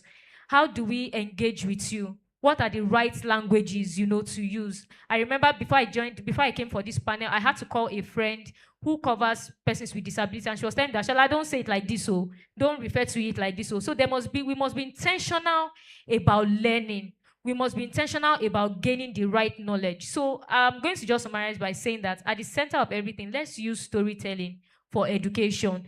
Because this thing is a long time coming, and by the flip of our finger, it can't just go away. So it's a step by step. Thank you for having me. Thank you. So, Mr. Deji, your closing words, please. A tree doesn't make a forest. No one exists. No one is an island.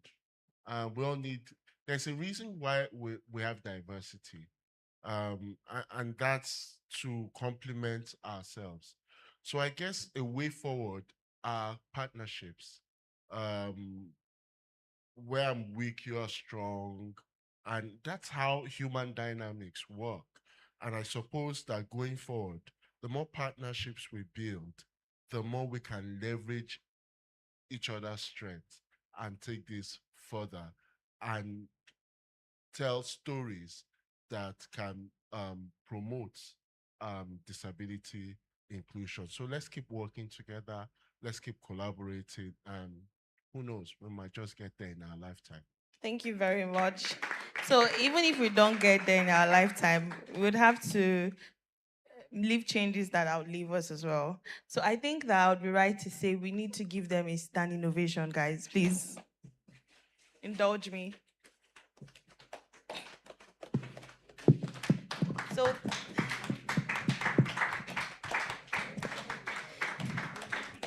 thank you very much. Ladies and gentlemen, my name again is Regina Alachi, and it was such an honor to have moderated this panel. Thank you. Okay, sure. So before they leave, we would like to present our panelists with a gift as well as the moderator. So can we have the gift, please?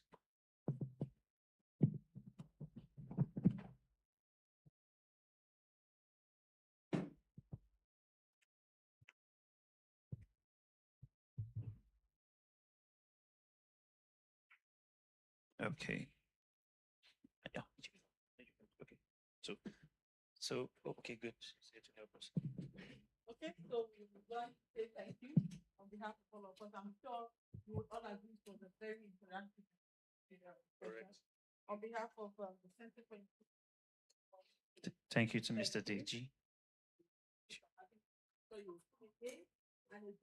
And again. Very interesting.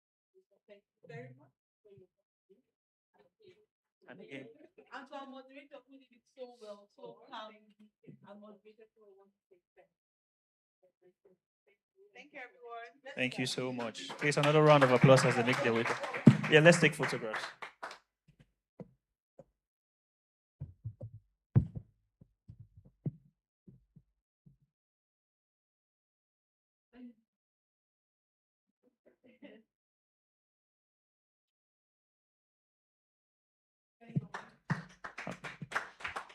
Thank you so very much. Let's bring.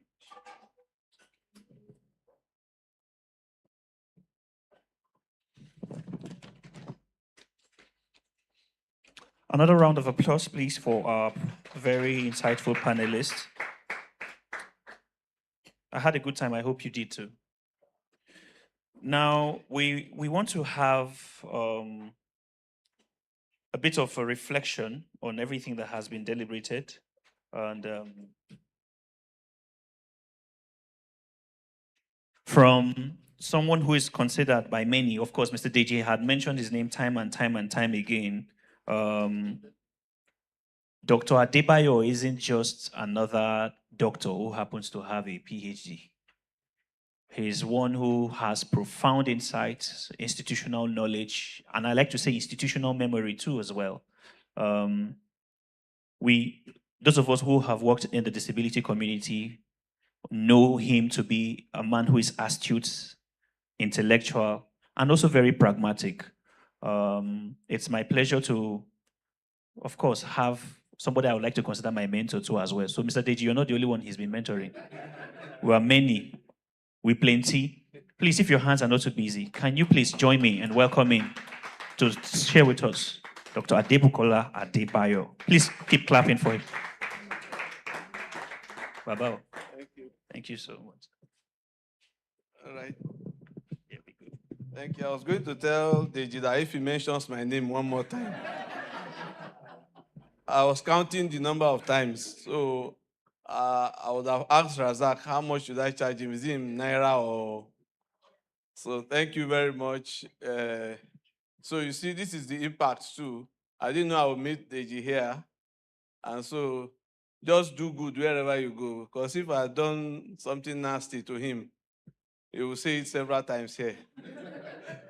So we thank God that we are seeing the impact of some of the good things we do, you know.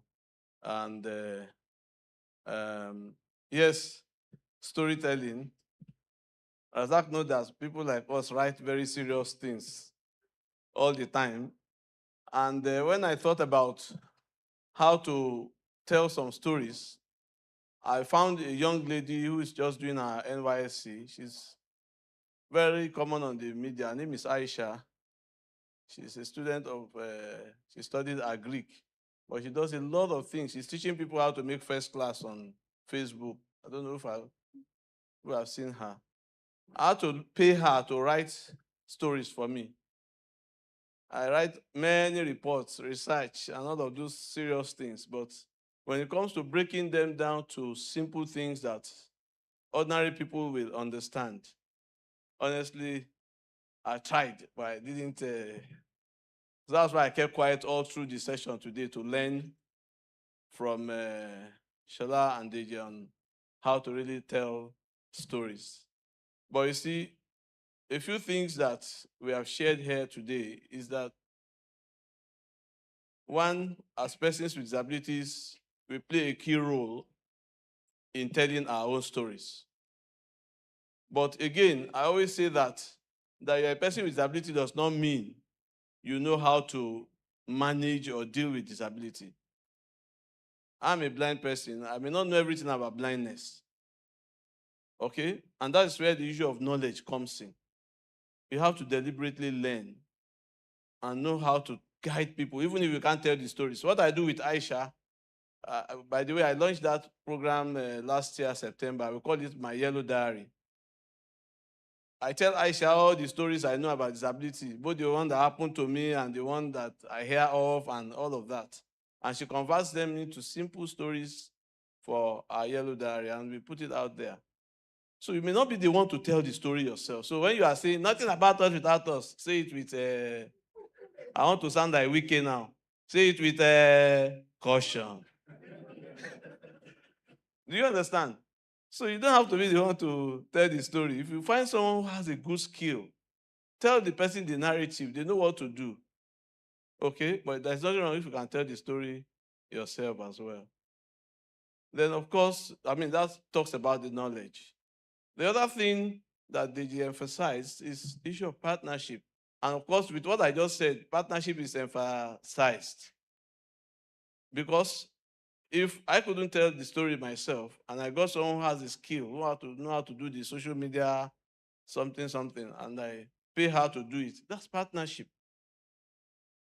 So they has emphasized a lot about building, and it gave the example of how BBC Media Action partnered with Sightsavers, partnered with this, that, to ensure, to do whatever they were able to do. So knowledge first, building partnership is also key. And then thirdly, we talked about being the change we want to see. One thing about me, from my university days in first degree, I'm very particular about how I appear in public.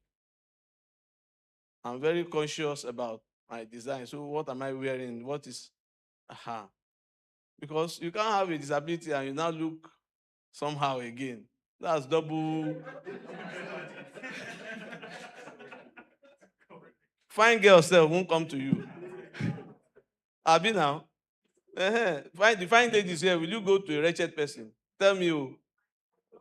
Fine man, you have to, at least, he has to show that even if he has all the money in the world, to hell with money when the man looks ugly. So we must present ourselves as the, we say we don't want the super victim, superhero kind of thing.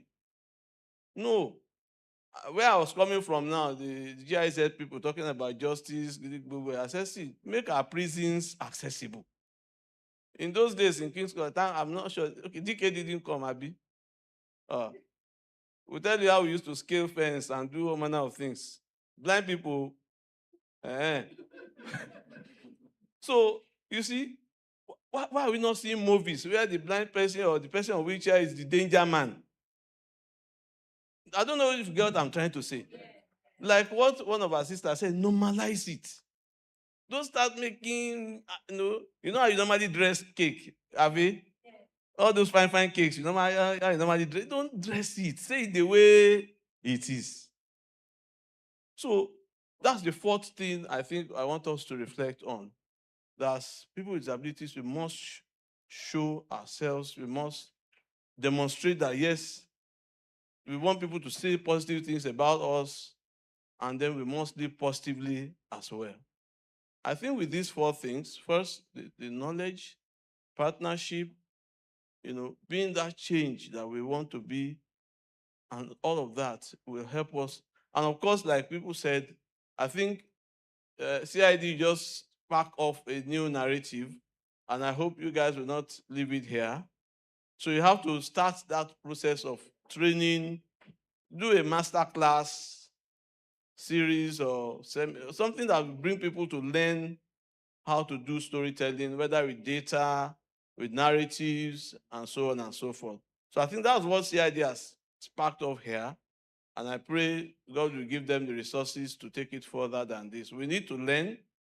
So when we are doing advocacy, let's not just go and speak Turanchi or grammar. Let's tell stories that will change behaviors positively. So thank you very much for the time. And I think that's been a real learning time for me. Thank you.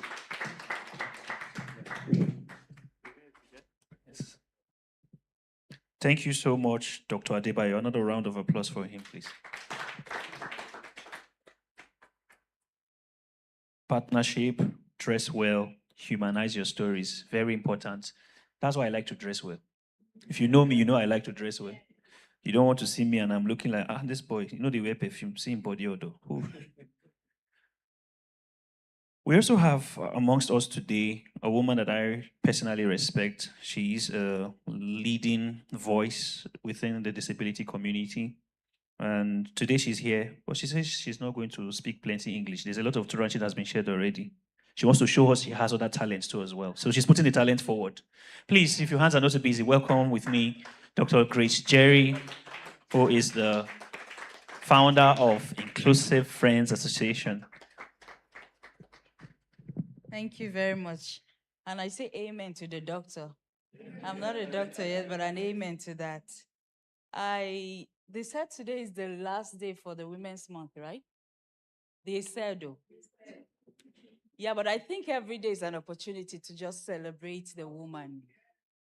And that's what I came here to do. And thank you, CID, for the platform. Every platform and every opportunity is just to showcase our thing. Is that me you're pointing to? Oh, okay, perfect. All right, so I just want to do a quick song dedicating it to the women in the room and to also charge the men. Anywhere you see a woman, celebrate her, dash her money, take her out. Ask for her favorite perfume of her favorite designer. Just splurge her with, some beauty. Exactly, no strings attached. Now, Dr. Adebayo Tokamu, no strings attached. All right. I wrote this song so many years ago. And sorry, there's no music around, but I would just listen to the word of the song.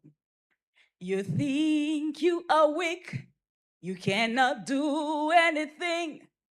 You've given so much, yet you have nothing to show. But now is the time to reach deep down inside. You are more than who you are. Yes, you are more than what you think. So you're going to do this song with me.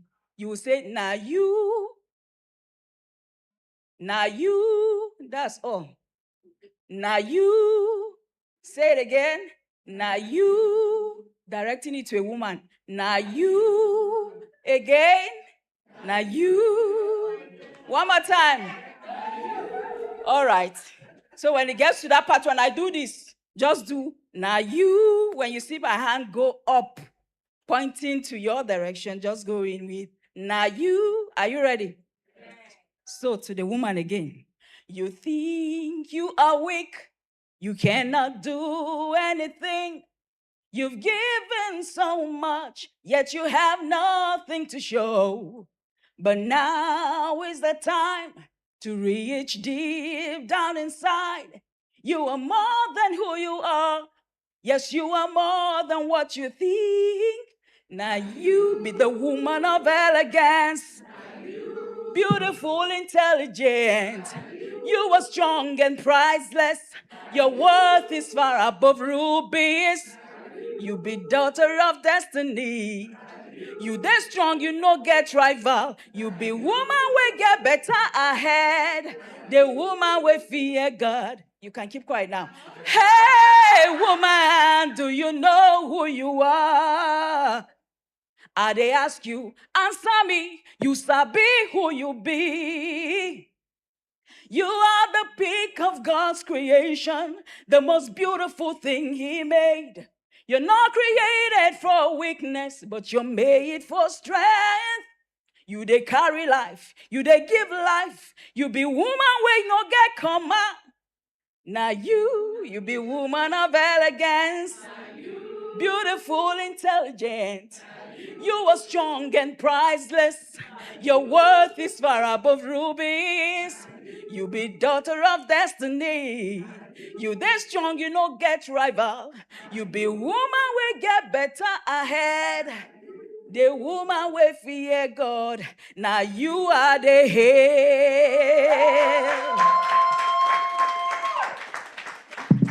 All right.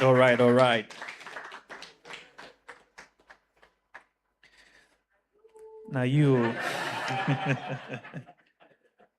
All right, Fantastic. Another round of applause for Miss Grace Cherry. And so with that, we have sort of come to the end of this very... How many of us really found this very interesting, exciting? Wave your hands. So let's, all of us all together, let's give a standing ovation to the organizers of this event. CID, Yaradua Foundation, Mr. Razak, Mr. Isaiah, everyone, Ms. Regina. Let's just put our hands together. Keep clapping. Keep clapping, keep clapping, keep clapping. Thank you so much. I think it would be good for us to leave this room with a serious, firm commitment and affirmation so that this is not just another event where we came, we talked, and then we cast it to the side and nothing really is done after all of this. Is Eva still around? Is she? Okay, so maybe so first things first, as a little bit of a social critic myself, we're prioritizing value over virality. It's not about going viral. It's not about seeking visibility. It's about carrying a message that resonates beyond times and seasons and ensuring that it dignifies, empowers, elevates the consciousness, the character, and the competence of persons with disability everywhere in the world. So are we going to together affirm to, one, ennoble, enrich, elevate the discourse around disability matters? If you agree, say, yes, I do. Do we agree that every chance we get, we will speak about disability, not from a premise of charity or empathy, but from a place where we want to empower and support them? Do we agree that every time we see a person with disability, we want to know their stories so that we can support their growth? Do we agree that every time that we share a story, a narrative about what makes Nigeria powerful, we must find a way to elevate and enrich it by telling the story of a powerful person with disability? Not just Cobams, but many others. Do we agree? Because whether we like it or not, whether we believe it or not, there are thousands, hell, millions of people like Cobams. They just haven't found the spotlight yet.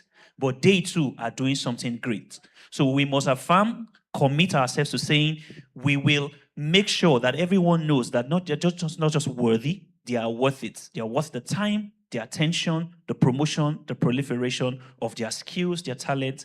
And Nigeria is great because every person in Nigeria is great, even persons with disabilities themselves. Put a round of applause for yourselves. So we would like to take group pictures. I think that's in place. Isaiah, do I have it correctly? Okay. So how many fine women want to take pictures with this fine man here? Let's have the organizers. Let's have our organizers. Please come. What? All of us? Yes. So you're going to move that chair back a bit. Okay. We're going to move these chairs.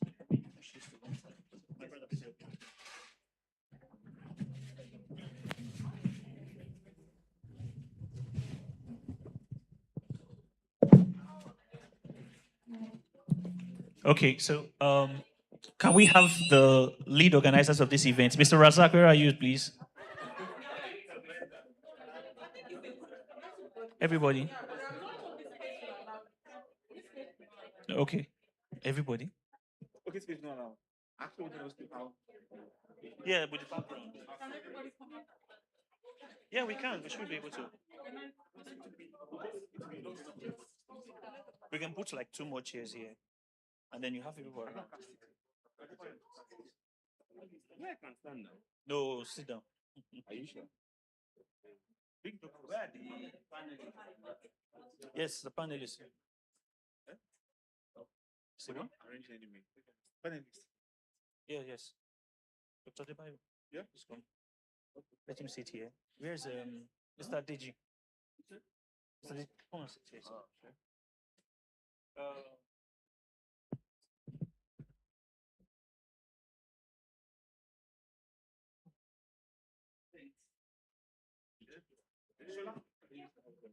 Shola, please join us.